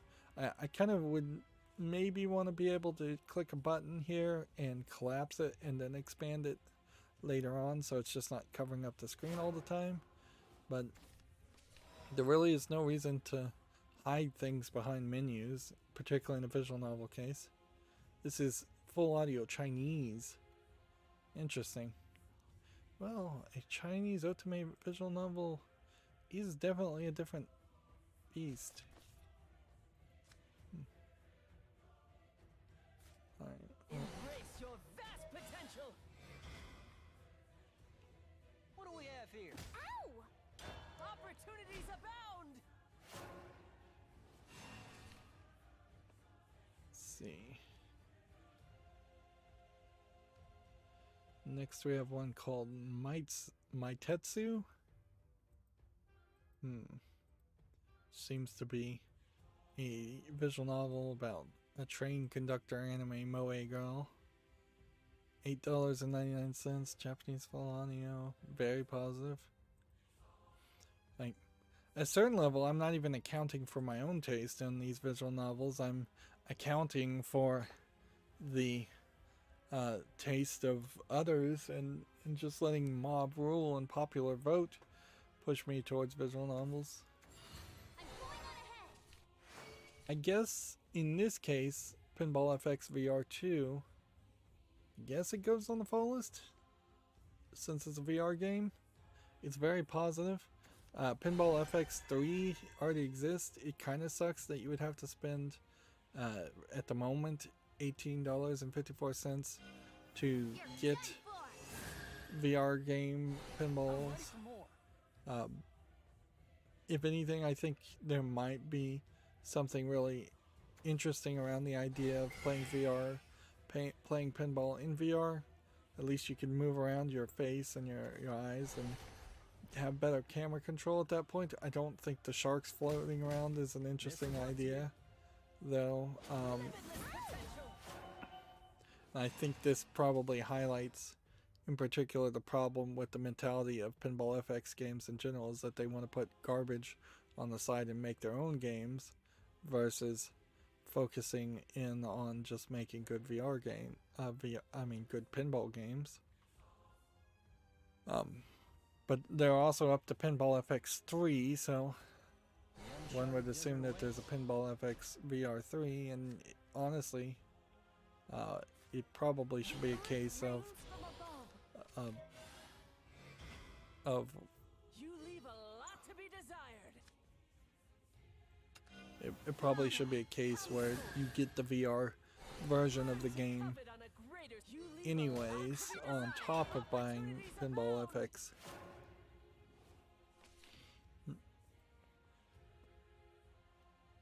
Let's see. Here we have a Toho game, so it's a shoot 'em up bullet hell shooter on sale. It's a little surprising to see any of those on sale. 20% off might be the best discount you're ever going to get, since it's such a niche series. And frankly, if you are big into the Toho games, you probably are buying all of them. I don't know how long some of these bullet hell shoot 'em up games really are, too. Like, in an arcade where you're dying and having to put more quarters into it, it might take an hour or two to beat the whole game, but without that speed bump of having to actually pay more money, I wouldn't be surprised if some of these shoot 'em up games take less than an hour and a half to beat, or and then there's just probably motivators to go and play the game multiple times and try and get better scores. Next we have Eternal Radiance. So it's on the fall list at $16.99 English, Japanese, and Chinese. It's rated positively now, so this is something that would have made it to the wish list as a fall-up cleanup, falling list cleanup anyways. Yeah, it looks like a fine RPG game. Something that could easily be forgotten about if I just kept going down the path of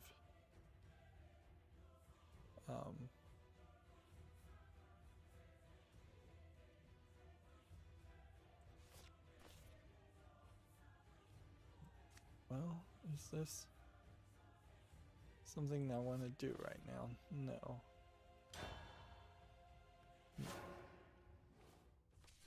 Yeah, if I start playing things like Ni no Kuni, Eternal Radiance may get replaced there. Things also like the Dragon Quest series.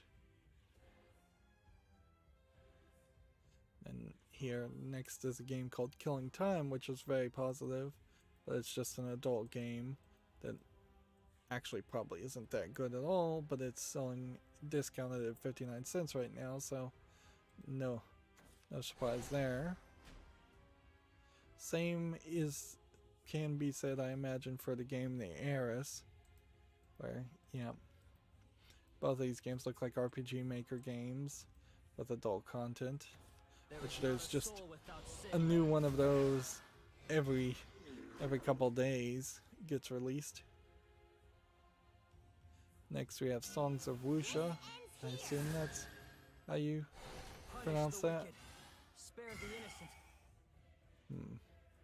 Looks to me like a Chinese game with enough polish as like a Chinese RPG. Unfortunately, English is not supported. It's $4.89. That's a shame. This is something I would much prefer to see localized on Steam than half of the terrible Chinese games that do get localized. Next we have Azura Ring, Virgin, and Slave Phylacteries, which is mixed reviewed, and it looks like it's a side-scrolling beat-em-up game with just a lot of adult content added to make it seem like it's a good enough game to play, but at mixed reviewed and selling for $9.79, that still is not gonna pass the muster.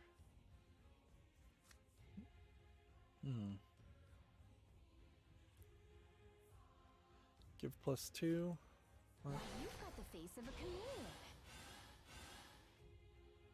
Okay.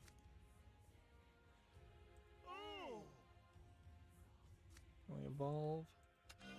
This match is mine. I love how you slither. What a squishy body By you your have. will, O Lord. That.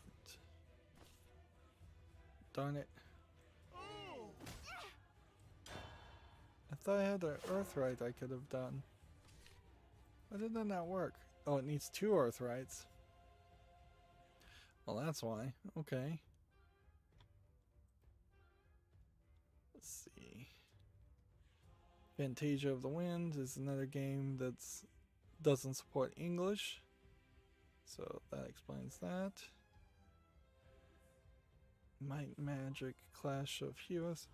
Well, here, if I was to buy the Might and Magic Heroes bundle, I could get 7 Deluxe and 5 to complete my collection for $7.98, or I could go for the Cappy bundle to get for $34, which that's not really a good deal. I do have the DLC, I Am the Boss. I hope I covered that, but I'm not sure if I did.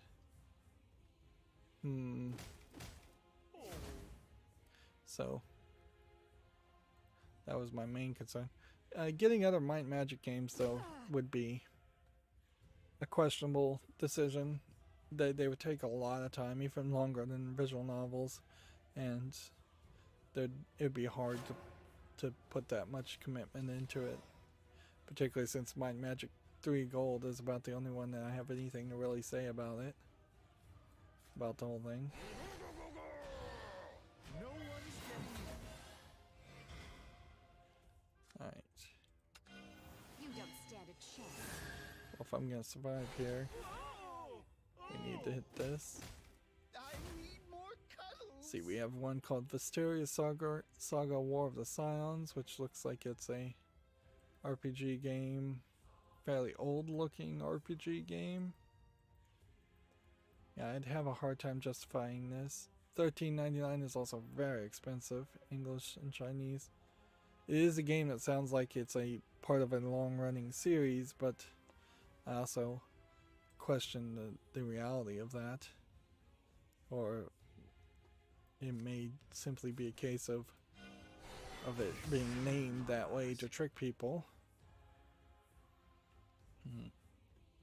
Let's see, we have got a game here called Dungeon Munchies, which looks like a fairly fast-paced side-scroller hack and slash game.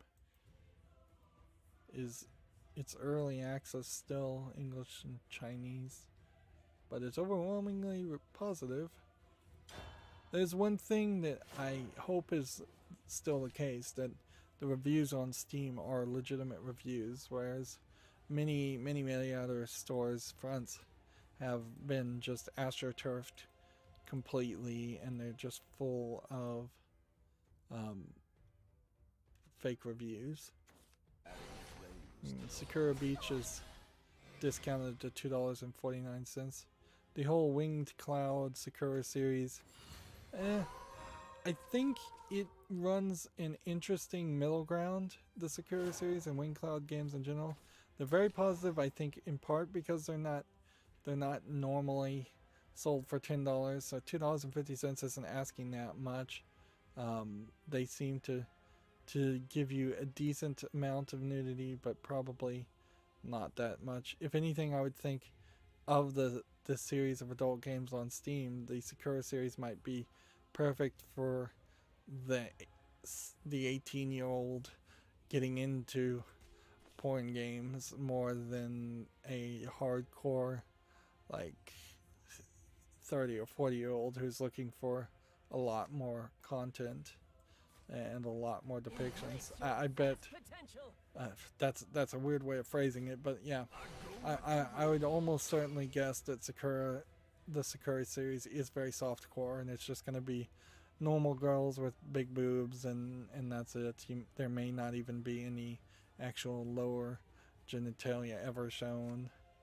I often feel like I'm opening up a dangerous to myself saying this, but like there is that kind of like tradition porn, and I'd say like most parents probably wouldn't care if a horny 16-year-old, even maybe a horny 14-year-old played a game like Sakura, but definitely some parents would care, and that really should be a decision up to the parents. But yeah, there is definitely some softcore stuff out there, and you know, older people sometimes like that too. To each their own. Not everybody is into the most extreme, like BDSM content you can possibly find with characters that are vampires and such. Where there is quite a lot of that available in video game form. I would say most of the games on Steam don't go extremely extreme. There's definitely other stuff that is just like straight up scatological and straight up just like doesn't even try to sell itself on a more mainstream storefront. And then you kind of have almost the same situation, but I'd almost argue that the Sakura game and some of the other companies that make games like this tend to go a little bit more extreme. Here, notice here in these screenshots you're seeing multiple people in the screenshot, and you're getting like upskirt shots. So there is much more of an implication that you would see more adult content in a game like this, even though this one isn't even tagged as having nudity. And this is like 79 cents, so it's cheap. English, Chinese, full audio, which that's an interesting question too, is that if it is a Chinese game, maybe that's why it has no nudity in it, and there is more implication. Like, this is definitely an indication that they're about to have sex in this screenshot, and maybe someone is forcing sex on the girl. You don't even know. That there definitely has been an argument in the past that the reason why a lot of the Japanese content, a lot of the Japanese and adult content is the way it is because of the restrictive nature of censorship in Japan. And if they simply did not force all adult content to be censored in Japan, that wouldn't create the urge to go, it wouldn't create an urge or an itch that's just not being scratched, and thus then a lot of Japanese adult content gets more extreme because they can't show the more normal, natural elements, so it has to find something to compensate. And that's why you see a lot of shibari, bondage type stuff in like Japanese content, or at least that's the theory. Who knows for real if that's the case. Here goes the workshop.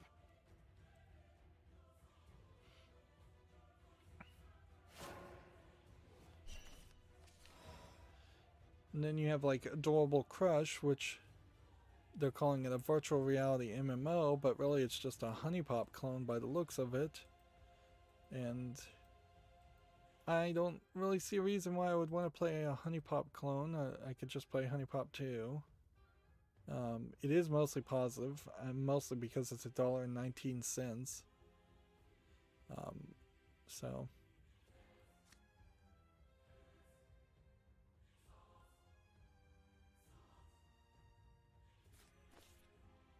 Watch closely, apprentices.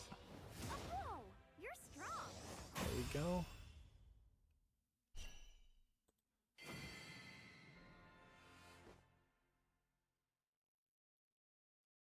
See. Well, we got 3 victories, so I think That should do it. we're now just looking for one more victory, maybe. I got really lucky there. I'm not even gonna claim that there's any logic. Yeah, we need 2 more Forcecraft or Swordcraft victories, then we'd be done for the day. As far as that. See, next we have Gaokoyo Love 100 Days for $5.99 discounted. English, Chinese, rated very positively. Goes to the fall list, I guess. My quarry won't escape that easy. At a certain point, yeah, I am setting myself up to have to do a fall list. A wish list cleanup, because this is going to boil down to, we're going to have visual novels from like Korea, and visual novels maybe even from India, and just all of Asia, and spreading out around the edges of Asia. We're going to just start to see more and more visual novels, and as a general category, I'm going to have to start curating this. See, I don't know if this is supposed to be an otome game or what. It's not really tagged as anything. It's early access and English is not supported, so that makes it very easy to ignore. I guess that's why I ignored it before. And see, then we had the Legacy of the Duelist game here for $7.99. Why would you want the older game? How in the world are they being allowed to name the 2 games the exact same price, the exact same name, If anything, I'd say this feels like it is more traditional Yu-Gi-Oh, which interests me. I wouldn't really want to spend all this money on it. Let's see. $33.83 to get a whole bunch of things. Surely is one of those cases where I wouldn't mind owning this game, but I also wouldn't really want to spend any money on it, and it's at its lowest price already.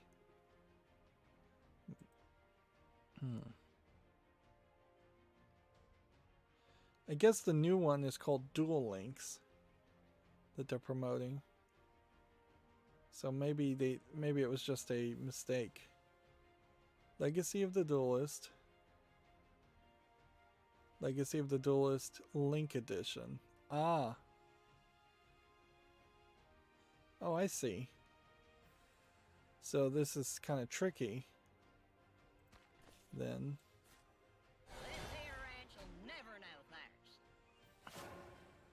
So I'm going to put this on the ignore list, I think, because this seems like the Link Evolution is a upgraded version of that game.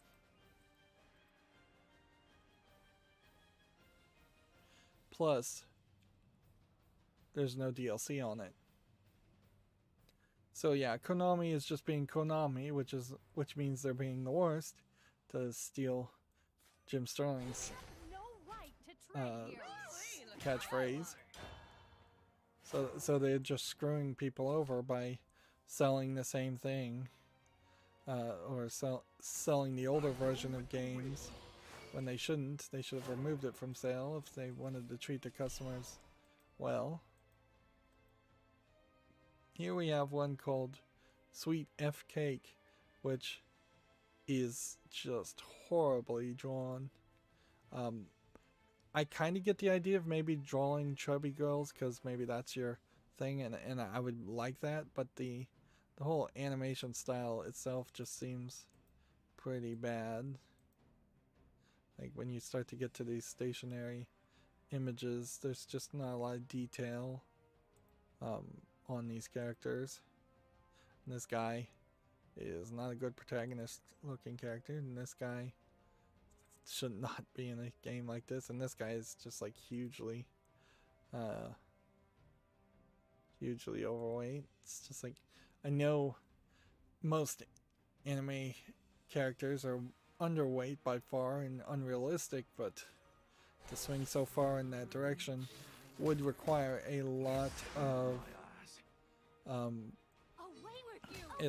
love and focus on the animation that I just don't feel like that there's there. And then they have the main game for $5.97, and then they have a Man's Club edition for $10.18, and then a Boys Club edition for $8.36. And I don't know what the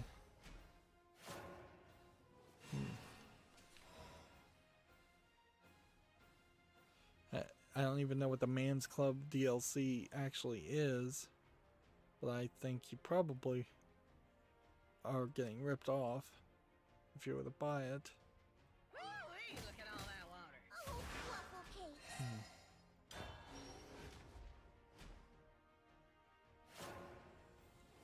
Then next we have Runaway Demon Bride, which is all full-on adult content with screenshots that are just full nudity. Although, in all fairness, I think it is worth mentioning, sometimes when I say full nudity, I mean that the top parts are uncensored while the bottom parts are censored. Not guaranteed that that's always the case, but once again, if it is, if it is a Japanese game, that is pretty much how they would make them. So you have to hit this, and what does this do? This. What do we Anyone That. call for a There super never sleuth? was a mystery. Runaway Demon Pride is $7.49 with Japanese full audio, and yeah, it's frankly just too much of an adult game. Like there really is nothing here other than an adult visual novel, and those kinds of games I think can't make it to the wish list. That's asking too much at that point. As long as I'm streaming on YouTube. If I was putting the content on some other service, maybe we could reevaluate that thought and we could just do full-on porn games, but there needs to be a little bit more artistic value there. You're done for. Next we have like Kara 2, Case closed. which is tagged as a visual novel with like fox girls, with sexual content here. So got little fox girls, $4.99 Japanese only, but then you have to pay $4.99 at the moment, half off, for to uncensor it.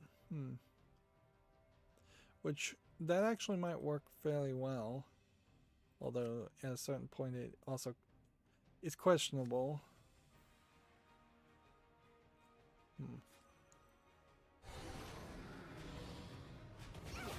So there never was a mystery. Anyone call for a super sleuth?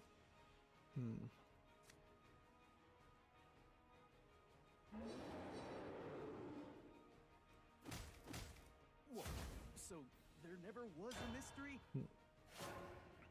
Yeah, this is a Sekai project game, and there's I guess a question How's that sound? around that idea too, as to do I want to play a game that just has all of the adult content cut out? Is there an actual game visual novel wise there? It confuses the reviews quite a bit at that point, because I don't know if there is a romance or a story there, or if the game is just reviewed very positively because of the extra adult content, which I would not get, so I could play it on YouTube. But then we might very well just have a kind of pointless visual novel there.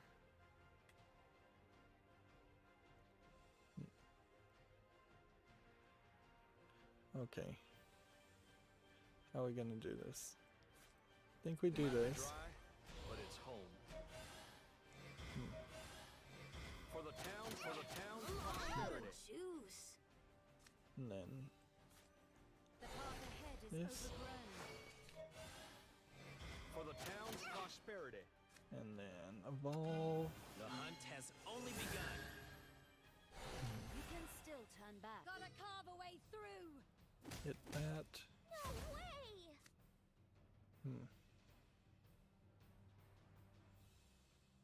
Home sweet home. There's sand in my eyes.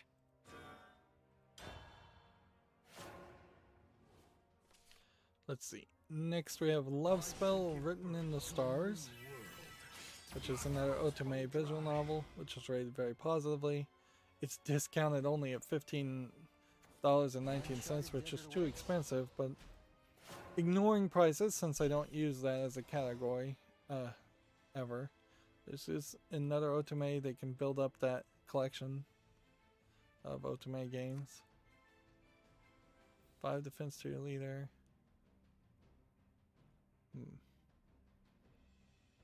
Destroy 1 in play.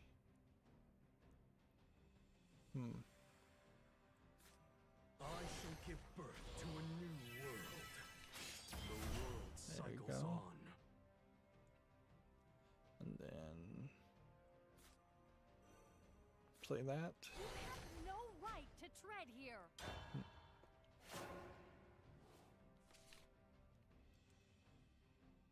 Then next we have like Sakura Swim Club, which is $3.49 on sale right now, which is another Winged Cloud Sakura game, Anyone call for a which super is sleuth? it's basically the same idea. It's just characters, very soft core, big boobed anime girls. I mean, I don't even have to hide it. I can just show it. It's just big boobed anime girls in the school swimsuits and maybe some other costumes. Then I'm not really expecting too much from a game like that. It is rated very positively, but also I again don't know what I'd really be doing with that content. Let's see, do this, You wanna play with me? and then this. Let's play! Oh, waffle cakes! And then what else?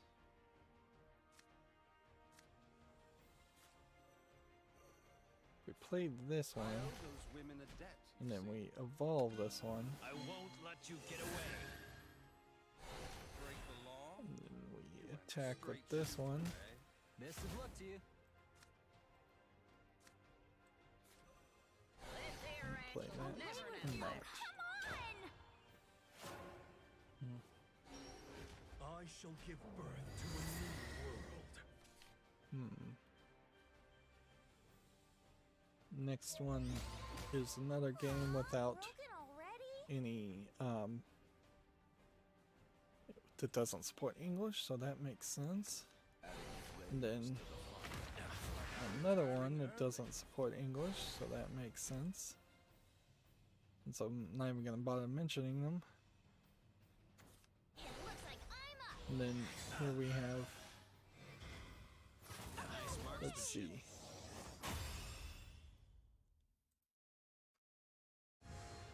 You have one here called Love Sweet Garnish, which is tagged as having sexual content again. Younger looking characters, Moe, going with that Moe art style, certainly. $9.09, Japanese full audio. But then again, you have to pay for the adult unlock content, so I think that kind of works. It's a Sekai Project game. I'm surprised I lost there. I thought I was gonna win.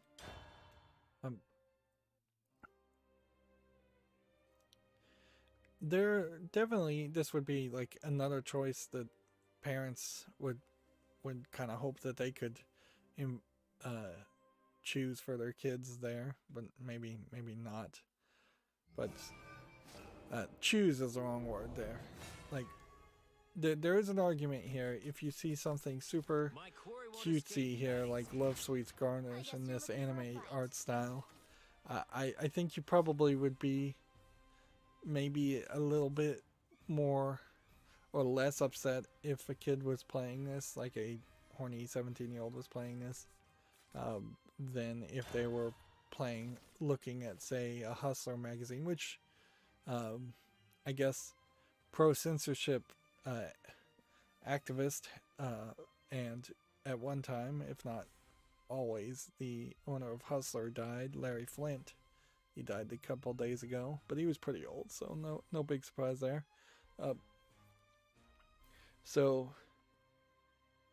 then on the other hand, you might actually be a little bit concerned about a kid playing one of these games, because you don't want them to turn into a person who is only interested in anime girls and not interested in real world girls. If it is your hopes and desires that they find someone in the real world to be their romantic partner.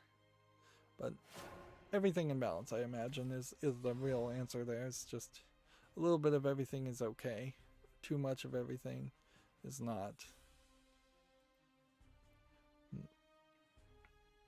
And I am actually making some progress here because this is telling me something as far as which games have paid DLC that I can afford to not buy, and maybe even save myself some money by doing that, and then I could still cover the content if it's worth covering. But that is also taking me very far away from the thought that I had where I was only going to play like the top 10 visual novels. Like, but that I'm getting very, very far from that idea at this point.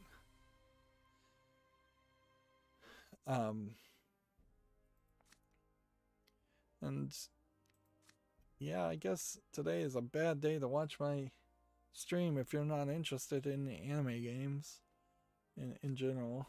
But actually, I would say right now is the best point whatsoever to cover anime games as the Chinese New Year or Asian New Year. It's called Chinese New Year, but I think probably they just call it Lunar New Year in a lot of other countries. So that is thematically somewhat accurate. In fact, I'm surprised it wasn't the whole focus. But then also Asian countries make other things than just anime games. They definitely make other kinds of games too, and they should be highlighted also.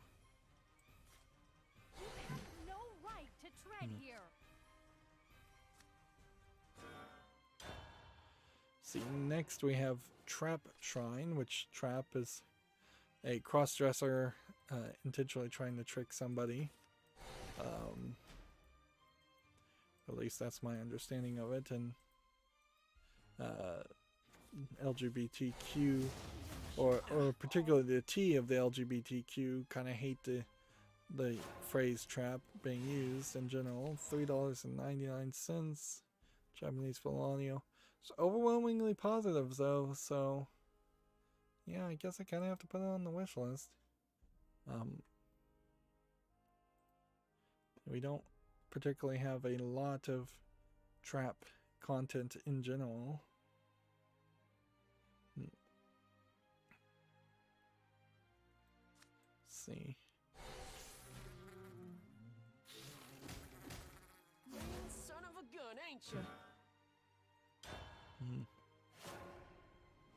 Next game I have is just full up nudity on the screenshots. It's called Elf Breeding Farm, and it's mixed reviewed, and it's discounted to $8.39. And yeah, I can see why it would have a visual appeal, but it must play particularly bad as a visual novel. And it must have very, very low amounts of images. Let's see. The next game is Funbag Fantasy 2, which is another game that has straight up nudity on the screenshot. So actually quite a few of them did. It's just that the main pages managed to hide that fairly well. Play with me? And that's interesting. Also, totally worth mentioning that I have the adult thing toggled in my preferences, so many of these games are have a gray bar that says this game is marked adult only. You're only seeing this because of your preferences. Next we have a game called Hot and Steamy Nights, which again, nudity in the screenshots, mixed reviewed, selling for $8.39. Then we have Faulty Apprentice Fantasy Dating Sim, which has a lot of video. It's rated very positively. It's $15.99 English Philanio. These adult games, not particularly cheap by any means. It's tagged as a fantasy dating sim game. Broken already? I kind of question the art though. Like, this doesn't look particularly great. I could almost see this as an art style, but it's a little too dark, and maybe it needs some more shading, or maybe it needs a better color palette, like white hair going into blonde hair with the kind of yellowish and green background. Seems like it's asking a lot. Then looking at some of these other characters, here you have someone that is just drawn very, very poorly, anatomically speaking. It might be dry,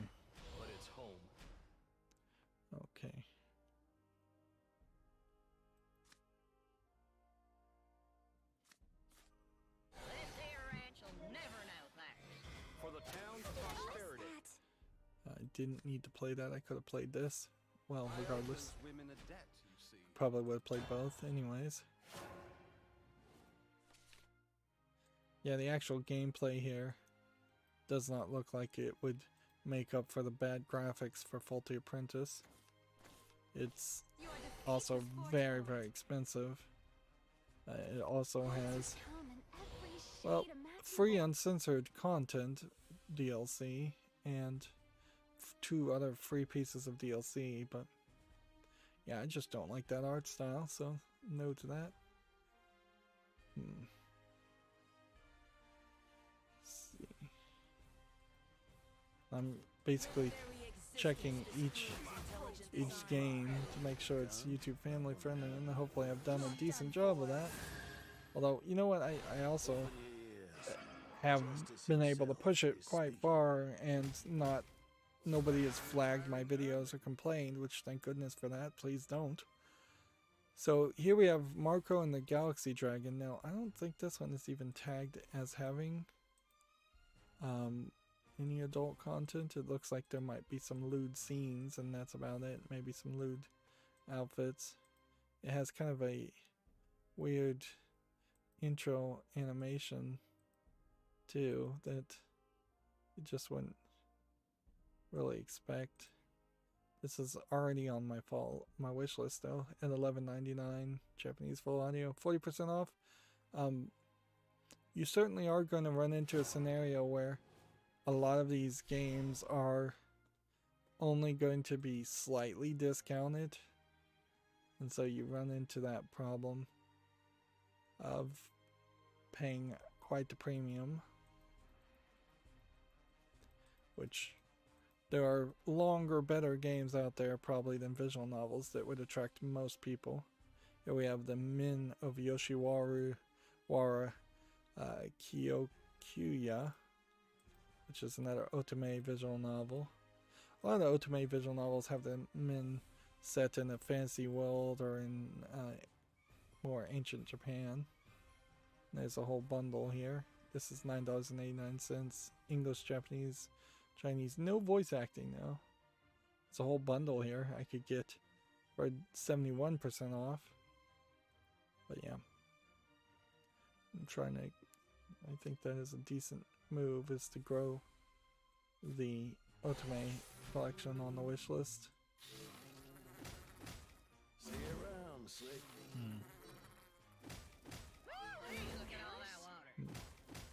Are you some sort of imbecile? You have no right to tread here. Right. So at this point, while I do have a decent amount of games that are still anime games to look at, I've opened up enough tabs to get back to the tabs I had opened before I looked at the whole sale. So let's take a break, since it's also been 2 hours and 40 minutes, and let's see if we can get the video game news. If that means that we kind of wrap everything up and I still have some games to look at from the sale, that's fine. They're old games. It's not like I'm telling you any real news either. I'm simply looking I'm simply looking at old games. So yeah, I think we'll do that.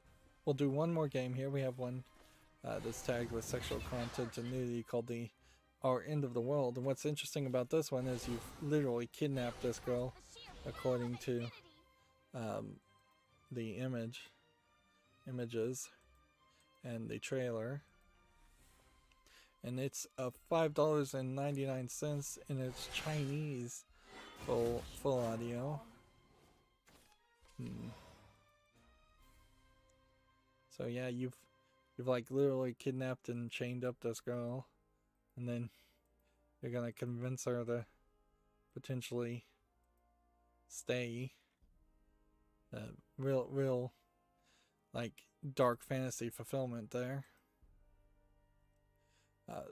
So after that, time for something completely different, or frankly quite past the time for something completely different. No right to tread here.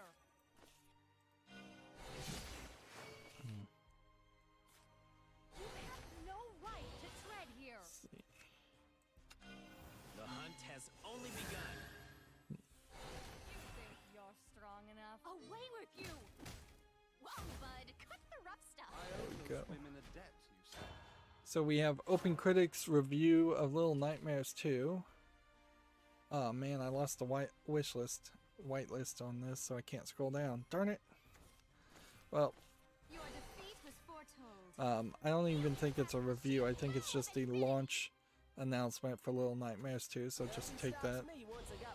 They've also the HBO Last of Us I'll serve in hopes of better tomorrow. TV series has now hired someone to play Joel. I can't zoom down to figure out who it is. Won't be long now. So, always catch the varmints man, eventually. that's so ridiculous that the minimal spacebar screws up that one website now. Doesn't screw up any other websites. Severed my vines. Gamatsu has an article here. 505 Games is going to publish Eiyuden Chronicle 100 Heroes, which, do we have a bit of a video here to look at? Today, Fridays are not particularly the slowest days. Yeah, I think I've saw the announcement for this game, and that's pretty much as far as we've gotten. This was like a Kickstarter game. So now it's got a publisher, which probably means it will get more funding. And they were former Konami developers, which that probably means something It might be too. dry, but it's home. You have no right to tread here. For the town's Son of prosperity. a gun, There we ain't go. ya? This ain't ideal, is it? I won't let you get away. Do I need to I'll evolve look after that this right town for as then? lo- Home, sweet home. Nope. Whoa, bud, cut the That rough was stuff. a mistake to evolve that one at that time. Here we have a regular game on Steam called Fever Fight the Fever, which looks like they're calling it a casual first-person shooter. Yeah. If I had enough of a fandom, I'd frankly run a poll to say, hey, which are you more interested in? Old games that are more niche, or new games that are mostly garbage? I'll serve in hopes of a better This game is tomorrow. $5.39. English only, not making it to the fall list, obviously. Because I probably could, if I slowed down a little bit, cover older games more often that are more niche in favor of looking at the brand new games that comes out. But honestly, that wouldn't really work. If anything, that is fan feedback that I could do absolutely nothing with, because it doesn't really solve anything if I just start talking about old games and started ignoring new games. Yeah. Once again getting wrecked.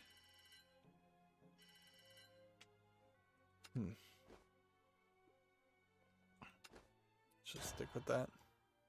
Next we have a game called HIIS, which seems to be a flower picking game where you can do some magic and grow flowers too. It seems a little too asset flippy though. It's $9.99, English only. Like, watching the video of it, it seems like there is very little that is going My on, quarry won't escape that easy. and Mother, father, it seems like, come on. yeah, there's just kind of nothing here.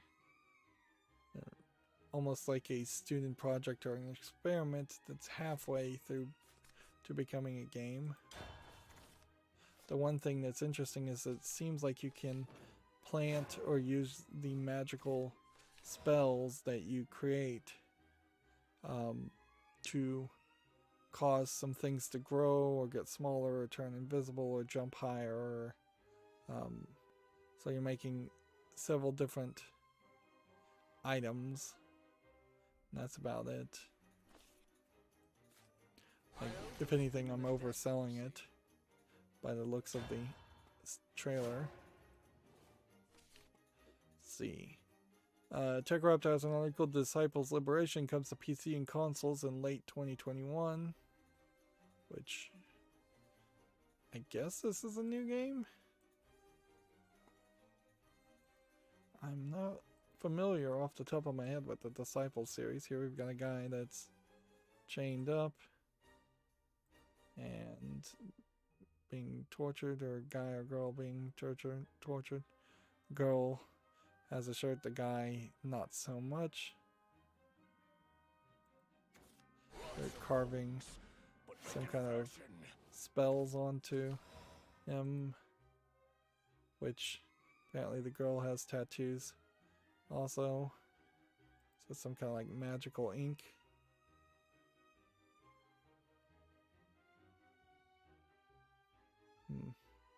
Then here you've got topless girl.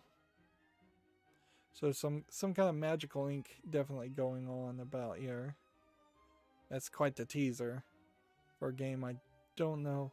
They're calling it a dark fantasy strategy RPG, so I don't know how that really plays. And obviously they're not interested in focusing on how it plays at the moment. But that does look like a game that, well, I'll keep an eye out for to get more reviews. Gamma Sutra has an article here. Go behind the scenes with the CEO behind Mario Kart Live at the GDC showcase.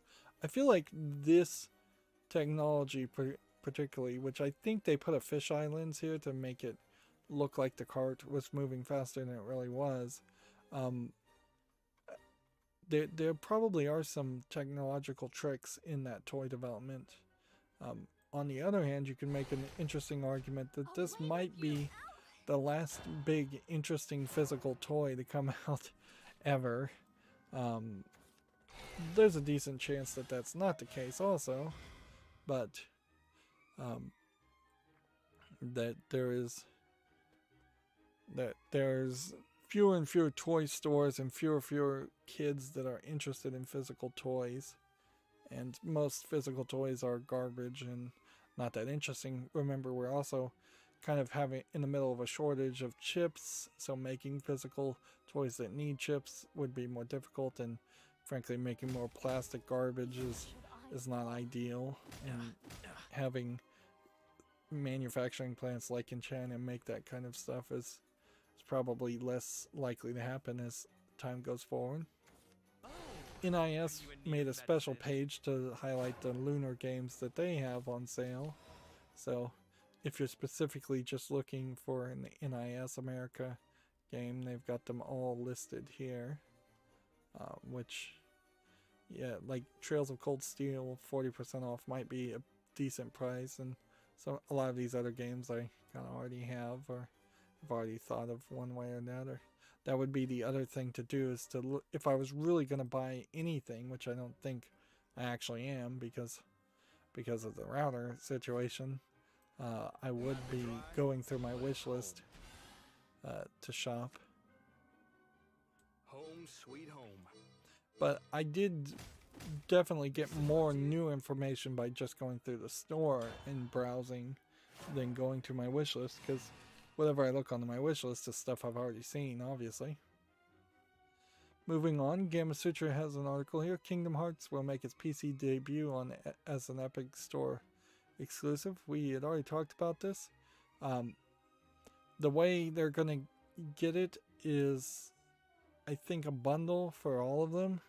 So it might be pretty expensive, but either way, whether it's bundled or not, you're getting Kingdom Hearts HD 1.5 plus 2.5 Remix, which is, I guess, the way they want you to play the first and second games.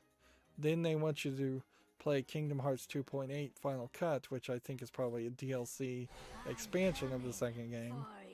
And then they want you to play Kingdom Hearts 3 plus Remind as the third game. And I believe Kingdom Hearts Melody of Memory is a middle game between 2 and 3, but there's a lot of other middle games. Stop it. Inherently, assuming Kingdom Hearts did come to Steam, I can't imagine I'd really want to ever play that series. I couldn't make it through the first one. Even if there's remix and remasters that maybe improve it a little bit, I would need some kind of mod that just got rid of most of the RPG elements and most of the grinding, and just let me play the story as it was. I kind of want just a boss rush mode at most. It might be dry, but it's home. For the town's prosperity. Oh. That sucked. The hunt has only begun. I'll look after this town for as long as I breathe. The uncharted desert awaits.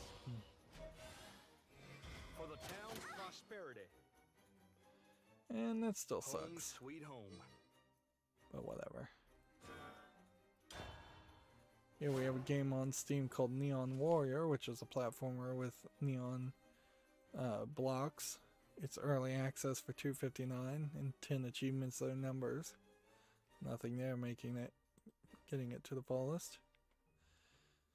TechRaptor has an article here. The PlayStation 5 DualSense drift lawsuit is being explored by the same law firm that did the Nintendo drift law firm. So clearly, I mean, this is what law firms do, is if they get a case that establishes precedent, then they will try to expand that case and find more people that they can bring settlements with and get more money out of it. It's not like there's a technology specifically in any of the controllers that would stop drift from happening, so yeah, I would not be surprised if there might be some settlements there. Let's see. Moving on, Gamatsu has Sherlock Holmes Chapter 1 gameplay teaser trailer. This is Frogwares. And the game is just called Sherlock Holmes Chapter 1. And I don't know if that means the game is episodic or not. It does kind of seem like, if this is Sherlock Holmes, this does seem like a very different You must die. Sherlock Holmes from the way the Frogware games has really depicted him. And maybe that's good, making him a little bit younger, making him look a little different. This is very visually polished, which they've started to do that with the Sherlock Holmes games. Perhaps it's a mistake to go that detailed and spend that extra effort on it, but maybe it just is a requirement also because it's Sherlock Holmes. I guess the question is, would you prefer to make a Sherlock Holmes game and try to sell it to all of the world, or would you prefer to make a murder mystery game that would have much less name recognition, but then you could animate it and draw it a lot cheaper? I don't know. I probably Sherlock Holmes though. Like, I think there isn't a big enough fandom of mystery, like Sherlock Holmes style games in general, that you succeed by being the number 2 or number 3 in that category. I think you're much better off going big, and I think Frogwares specifically has a kind of specific love for Sherlock Holmes, and that's why they are still making Sherlock Holmes games. Moving on, Gamatsu has an article here. A story-driven third-person action game called Binary Smoke has been announced for PC. You rebel against the ruling chaos and inspire a revolution. This is, again, a Epic Game Store announcement, so it's probably going to be an Epic Game Store exclusive. Yep, looks like it's kind of a zoomed out platformer. Maybe a run and dash. It looks kind of like a top-down twin-stick shooter, but I don't know if how much fighting you're actually doing, or if it's just a full running game. Could you make a full running game these days, or would that just be too unsatisfactory? That's an interesting thought, certainly. Yeah. This guy I hit want this that. job. Of course I do. I would have a hard time certainly playing or buying a game that came out immediately and said that you are just running for your life, and because that's basically what the horror games, half the horror games are, and there's just a lot of competition with things like that. Next we have a game on Steam here which seems to be a card-based tower defense game, and frankly, even though I like card games, I don't think tower defense improves your quality there at all.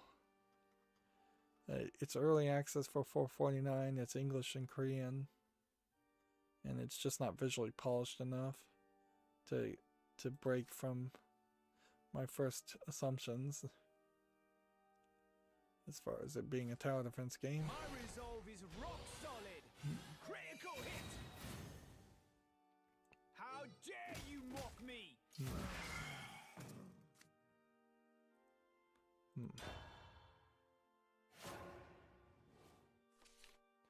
Let's see. Axiom Verge 2 as a PC version, which is kind of ridiculous. Of course, Axiom Verge has to have Axiom Verge 2 has to have a PC version. Axiom Verge is only successful and popular because of PC. Wow. This does not look like the game I'm thinking about. For you. My throwing arm.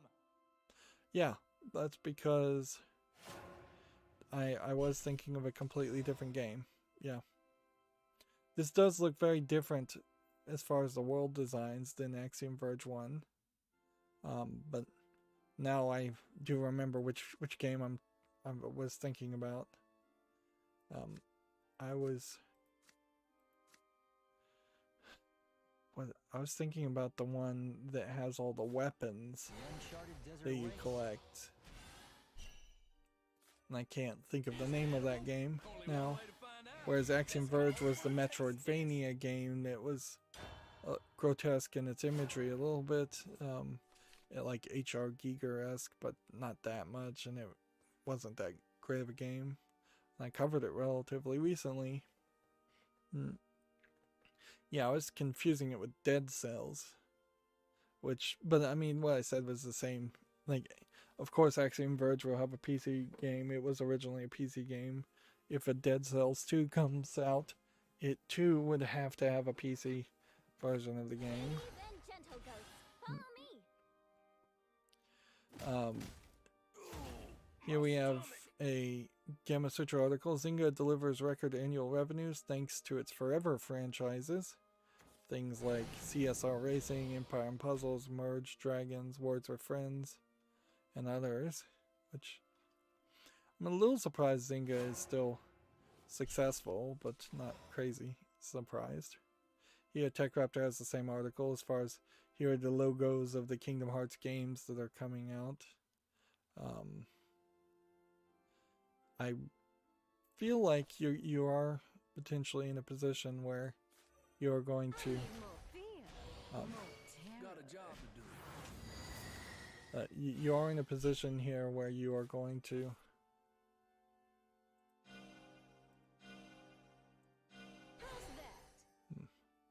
oops, I done effed that up. Die, cretin.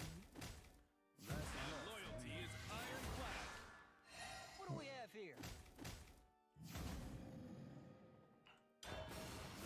Loyalty is ironclad. Okay, well, I turned that around.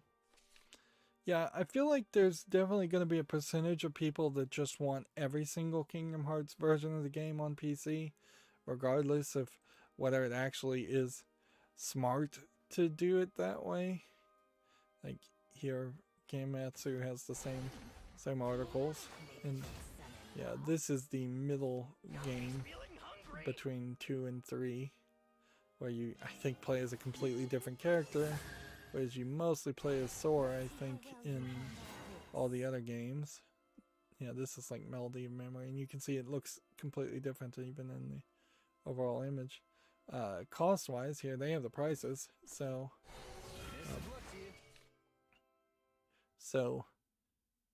HD 1.5 plus 2.5 remix is $50, and it is a collection of several other games. And then 2.8 is $59.99, and it's a collection of, let's see, an episode, a movie, and another game. Which, honestly, I'm not sure that there actually is a standard RPG amongst these games. These might be different. Then Kingdom Hearts 3 plus Remind is another $60, and it seems to have some selling points, but it is just one game, and Melody Memories is its own thing. Play this. Fight together, everyone, for our future. Evolve.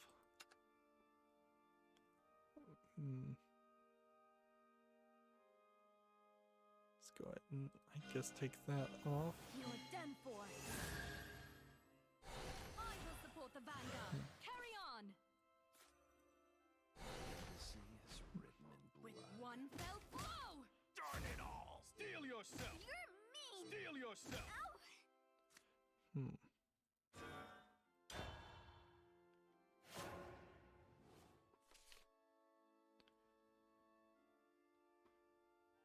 Not even going to show the Square Enix trailer of the Kingdom Hearts games, even though it's an epic video, because I wouldn't be surprised one bit if Square Enix still tries to Content ID claim it. I suppose that is something that should be said, is all these games are coming to PC, but I don't for a second believe that Square Enix is going to let anybody stream any of those unless you have a special agreement with Square Enix. So yeah, if you think you're going to be a YouTuber covering those games, I heavily question whether you're right there. Our melody will bring courage to all.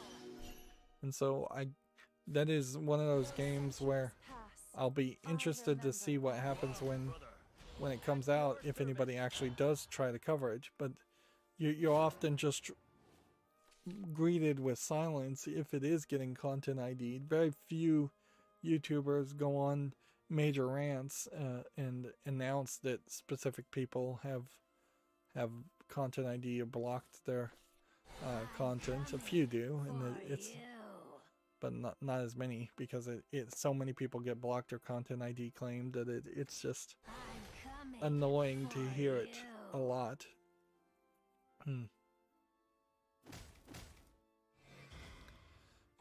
Let's see. Moving on, TechRaptor has an article here. Space Engineers crossplay arrives for PC and Xbox. So you'll be able to have crossplay between those two platforms.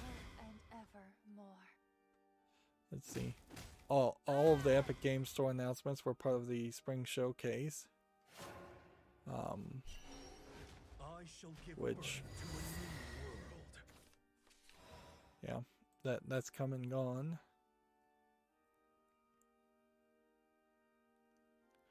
Okay, what do we want to do? Random enemy follower. Play a bunch of these. Get back to 10. Do this. Sheep counting. Don't count your tanukis just yet.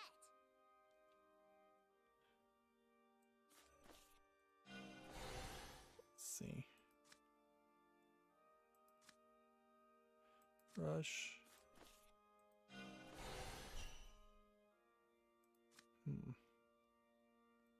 Can't do that. Can't do that. Can't do that. Okay. Gametto has an article here. Disgaea 4 Complete Plus for PC network features updates are now available. Which that sounds like that would make the game probably better. But they're on to Disgaea 5, so they're kind of going in circles as far as adding content. The network features, I guess, add a map editor, another battle tournament, ranking battle, and more. So it doesn't feel like you are doing anything like a full co-op or player versus player. Maybe that's what Nether Battle Tournament is. Variety has this article. Jack Black is going to play Claptrap in the star-studded Borderlands movie. Can Jack Black play a character who isn't just Jack Black pretending to be a character is the question. Because if not, Claptrap is going to come off as very different in the movie. But I wouldn't be surprised if a lot of the movie comes off differently. There's frankly too many stars already listed. And that also is going to play a role.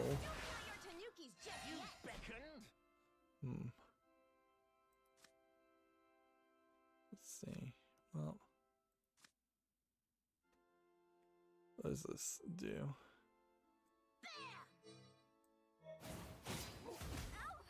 Does that. Too slow. And that. And then that. And then can't give anybody rush. I can restore to me. Just in the turn there.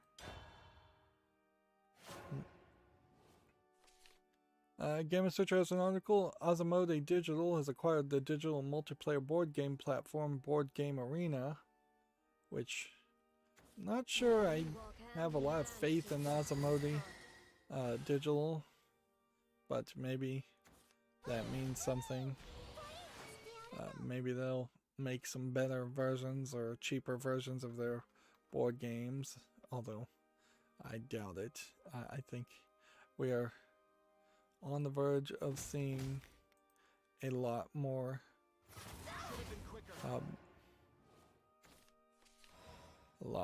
kind of garbage elements.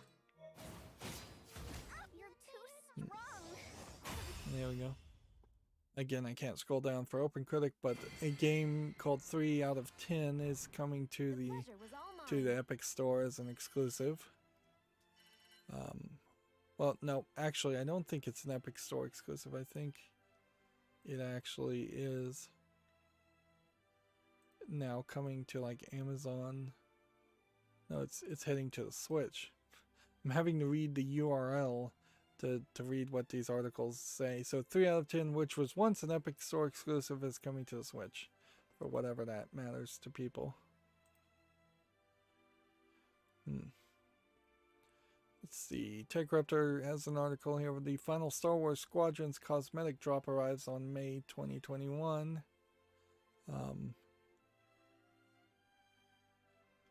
So does that mean that they are just done adding content to the game for Star Wars Squadrons, which feels like that isn't that it hasn't been out that long? Or does that mean they've just given up on having cosmetic content? I kind of can't even blame somebody for having cosmetic content in a Star Wars game. We have Steven Universe Unleash the Light is coming to the PS4, Xbox One, Switch, and PC. It was previously an exclusive to Apple Arcade. I don't feel like Steven Universe is probably too popular at this point. It's probably moved on. Any kids that would have been watching Steven Universe, for regardless of your opinions on Steven Universe, which some people definitely do have some opinions on it, they've probably grown out of it and moved on to the next thing. And as a content curator, I probably missed the point at which it would make sense to have followed it. Well, also we've got a game here on Steam, on the Epic Game Store, called Remy Lore Lost Girl in the Lands of Lore, which is a roguelike anime game. You don't look at actual Epic Store game listings very often.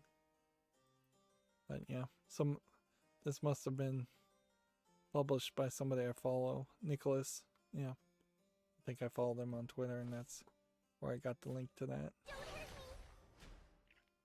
Wouldn't be surprised if this game is already available on Steam.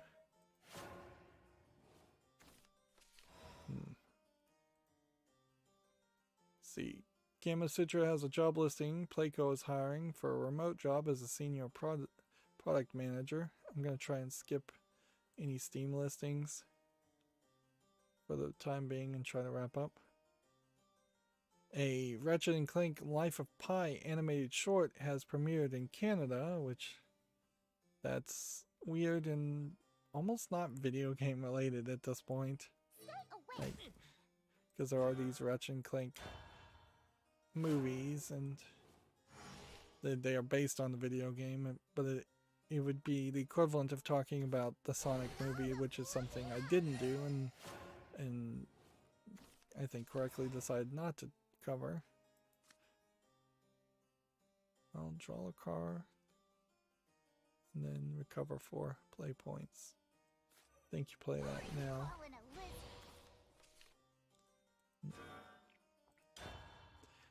Gamma Sutra has an article here. Profits falter despite rising game sales at Sega Sammy, which, yeah.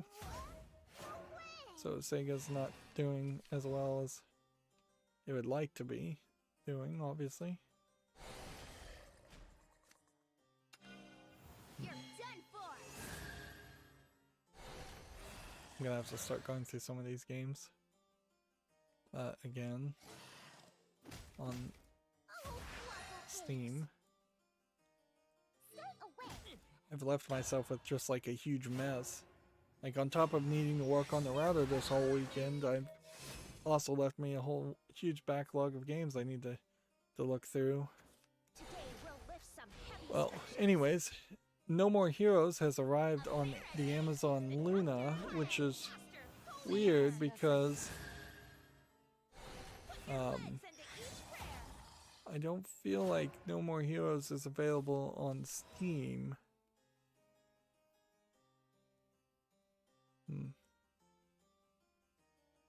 Which kind of implies to me that I think No More Heroes is going to come to Steam at some point fairly soon, which is much more interesting than it coming to Amazon Lua by far. It won't be long now. I walk my own path. Just don't. Do that. And that concludes today's service. Yeah, we have a game called Zombie Waves on Steam, which we can immediately dismiss as a low effort asset flip zombie game. $3.65. Best of luck to you. There is not a soul without sin. Gemetsu has an article here. A first-person shooter Rico London has been announced for the PS5, Xbox Series, PS4, Xbox One, Switch, and PC. Which, there might be something to this. It's like taking the Borderlands art style and finally somebody trying to do something different with it. I feel like there was a game that wasn't too different from this, where you would go into small environments and then time would kind of slow down and you would have to shoot a bunch of drug dealers. Yeah. I guess maybe that was early access, or maybe somebody saw that game and decided to do something different.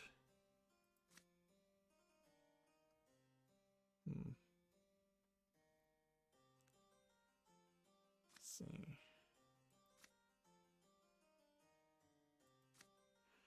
this, Let's this, play. and then in the turn.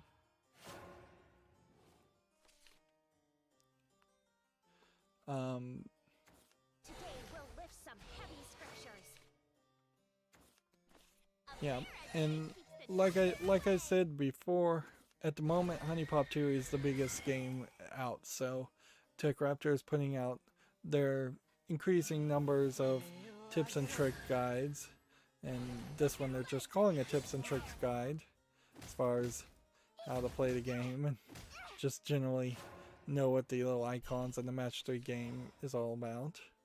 And they're giving you a bit more of a depiction of what kind of outfits you can expect to see overall, and how the double date concepts are going to boil down to. Okay, well, you gotta kill something, so we would want to kill that first, You are my little trespasser. and then What an hit oath. that, By your will, O Lord. and then in the turn. See, Gamather has the Ghosts and Goblins Resurrection Developer Diary number 3, difficulty and challenge, which is a video if you're interested in seeing it. Seems like they pretty much boiled it down to a article also. Alright.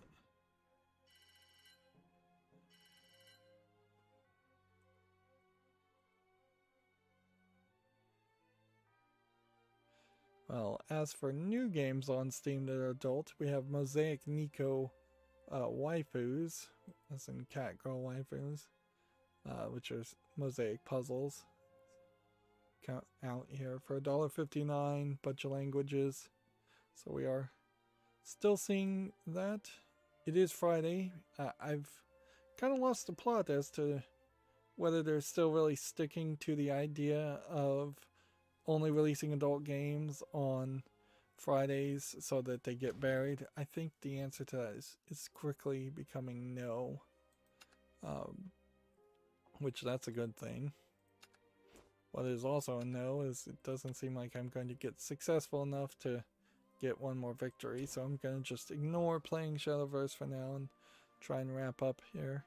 I'm also going to ignore the Humble Bundle today. Here we have a game called Mini Counties or Countries, which it does seem like it is a resource management game. They're tagging it as a strategy puzzle game. It's $9.99 with a third-party EULA.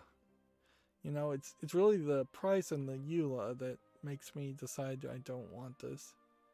Otherwise, I think you might have had a concept here that would have at least deserved the follow list. But nope, they've convinced me out of it.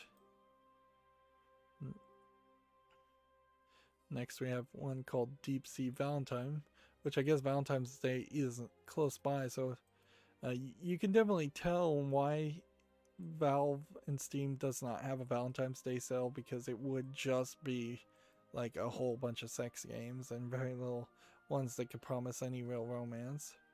This animation style is not interesting enough here, nor does the game look particularly unique enough.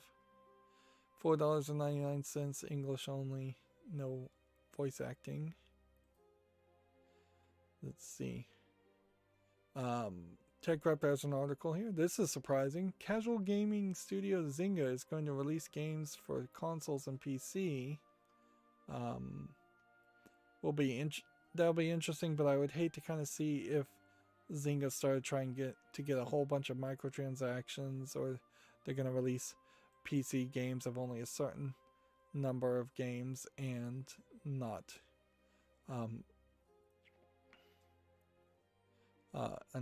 a lot of other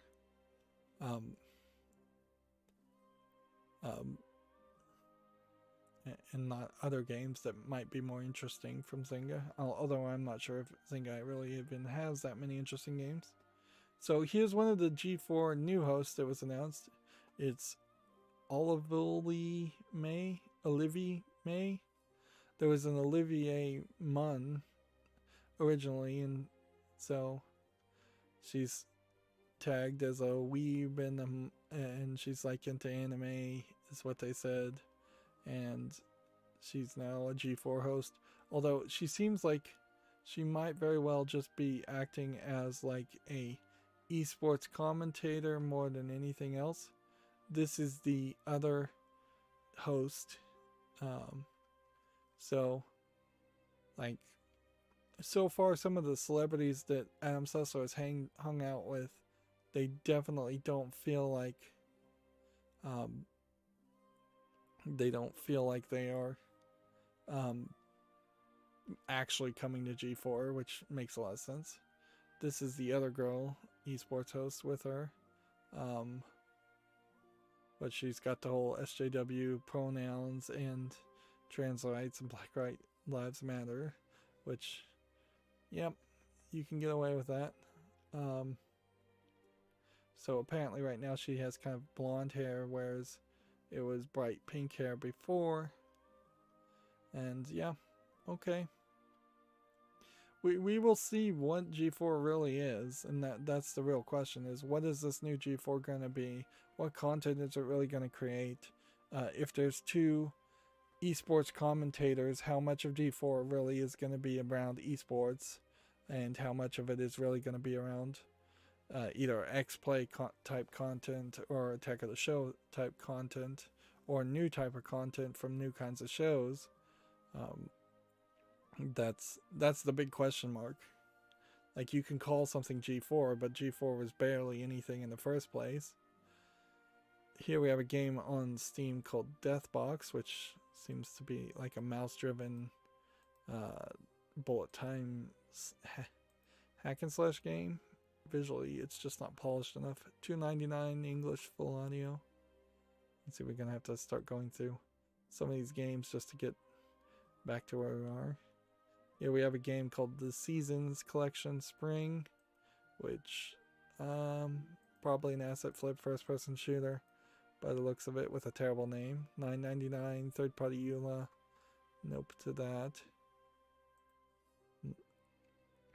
Here we have something called The God Unit, which looks like it's kind of an asset flip puzzle game.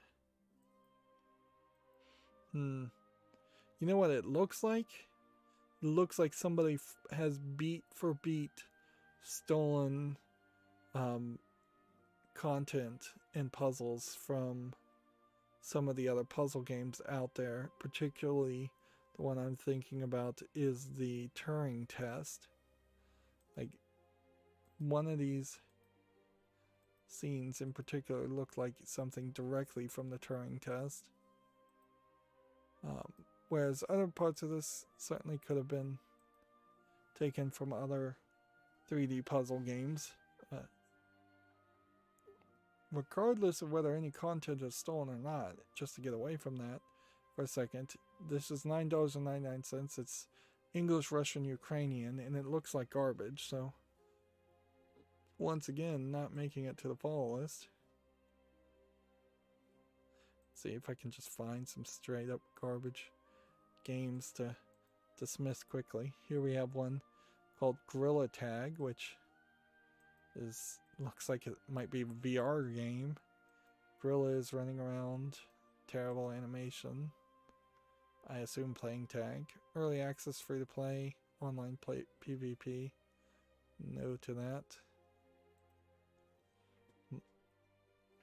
Here we have a game called Goat Over It, which looks like getting over it with Benet Foddy, but logically this actually makes more sense playing as a goat. And it makes a reference to Goat Simulator. $2.54, English, Chinese, or Russian. I'm going to put this on the follow list, even though it probably is a garbage game. Here we have a game called Tube Tussle, which seems like it's some kind of underwater game or player versus player game. It doesn't look particularly well polished. It's free to play, online PvP, English only. Here we have a game called Reticent Retribution, which looks like garbage, for $4.99. Here we have one called District 99, which looks like a low polygon first-person shooter asset flip game for $1.99. English allegedly full audio. Let's see, we have a game here called Dubstep Bird, which probably is just Flappy Bird with a bunch of worse background so you can't even see the character while it's moving. 59 cents, English full audio. There is a thought there to having music and Flappy Bird merge, and putting dubstep in it is as good as any other music, but yeah, I still don't feel like there's a real game here. Next we have Orwell's Animal Farm. This game was announced a while ago. It came out December 10th, 2020, and I guess I missed it. Hand-drawn. It kind of feels much like a visual novel more than anything. Most recently, in the last 30 days, it's mixed reviews. I'm going to put this on the follow list, but overall, it's positive reviews.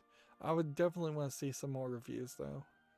This is $8.99 English full audio with some several other languages. Yeah. As someone who hasn't actually read Animal Farm, it might be a little weird to play a text-based, choice-driven narrative game based on that. Next we have a game here called Tartopolis, which looks like it's a black and white. I'm calling it a side-scroller. It's so dark.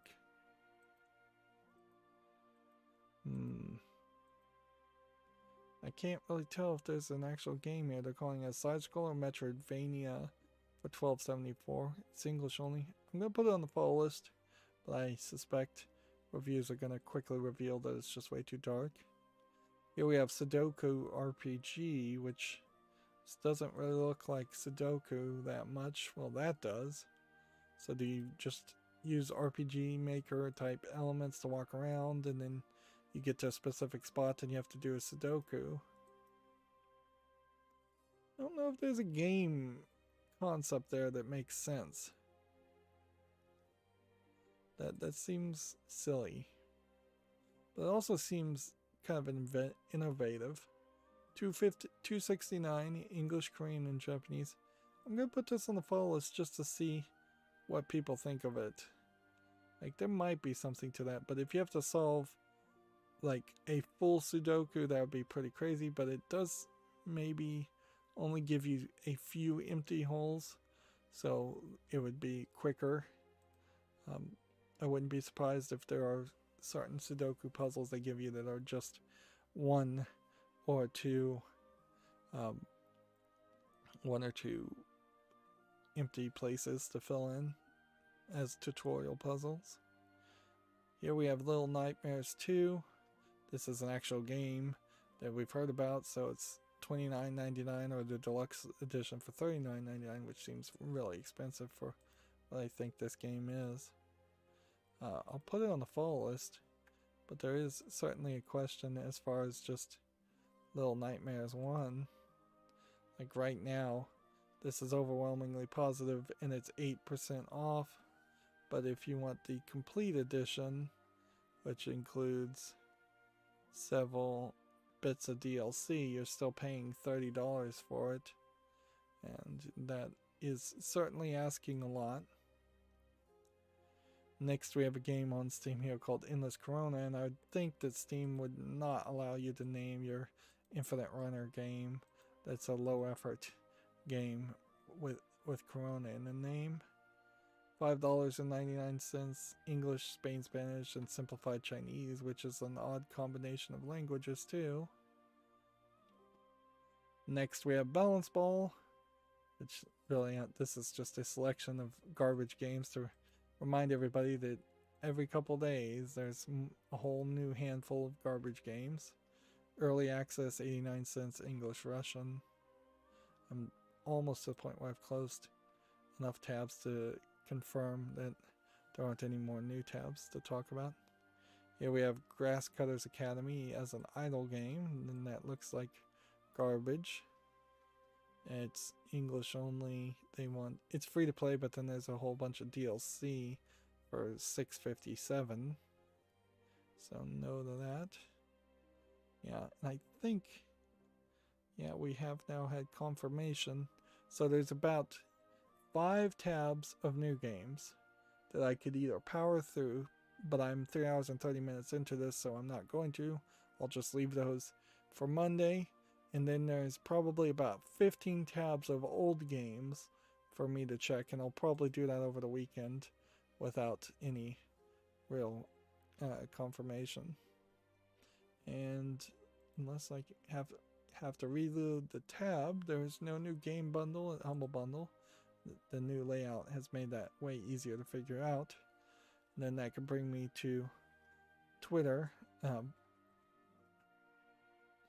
And we will scroll down Twitter and see if there's any new news.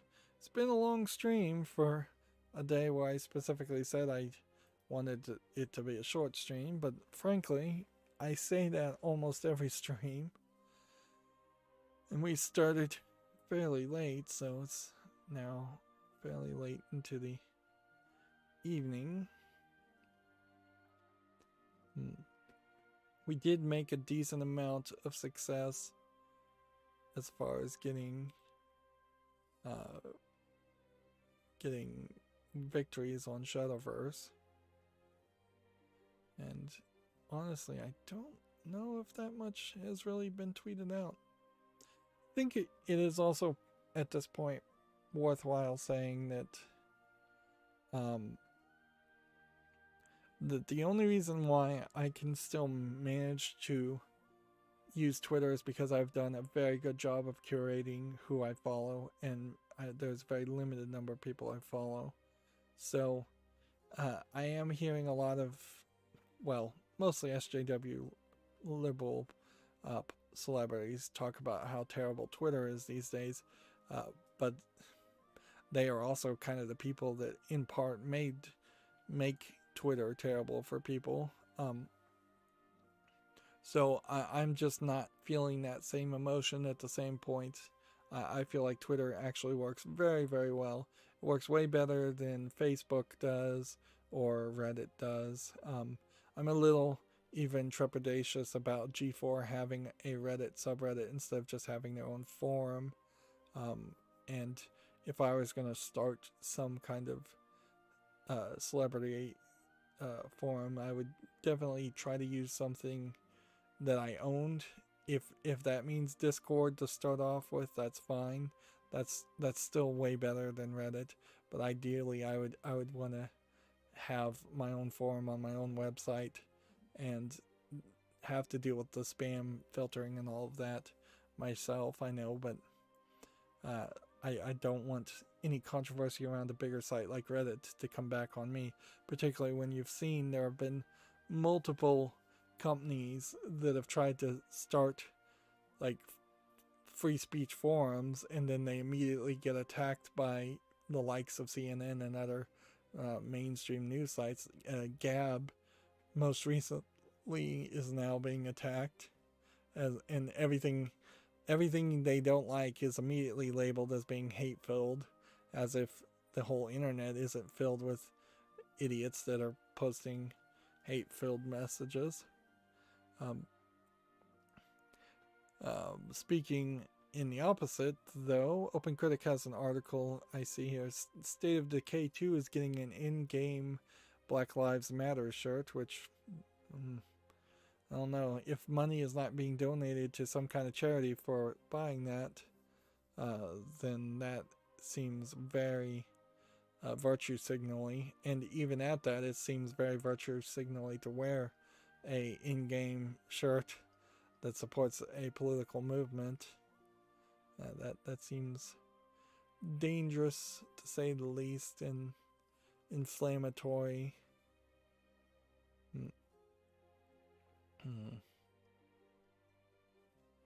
So, yep.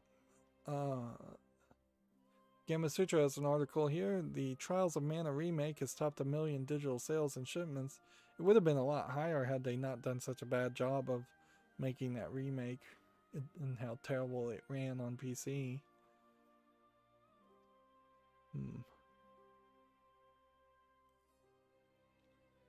I'm just scrolling down the Twitter feed still.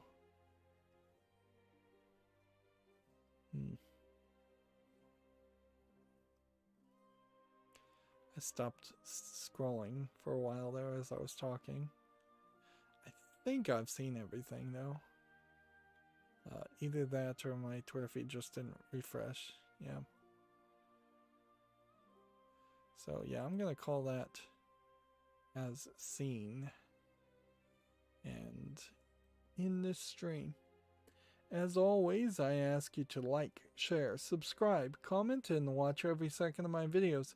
If you want a friend or follow me on any social media sites, there's a whole bunch of links down below. And if you want to support me further, there's a link to Patreon, or you can friend me on Steam and get me a game off my wishlist. Thank you for watching.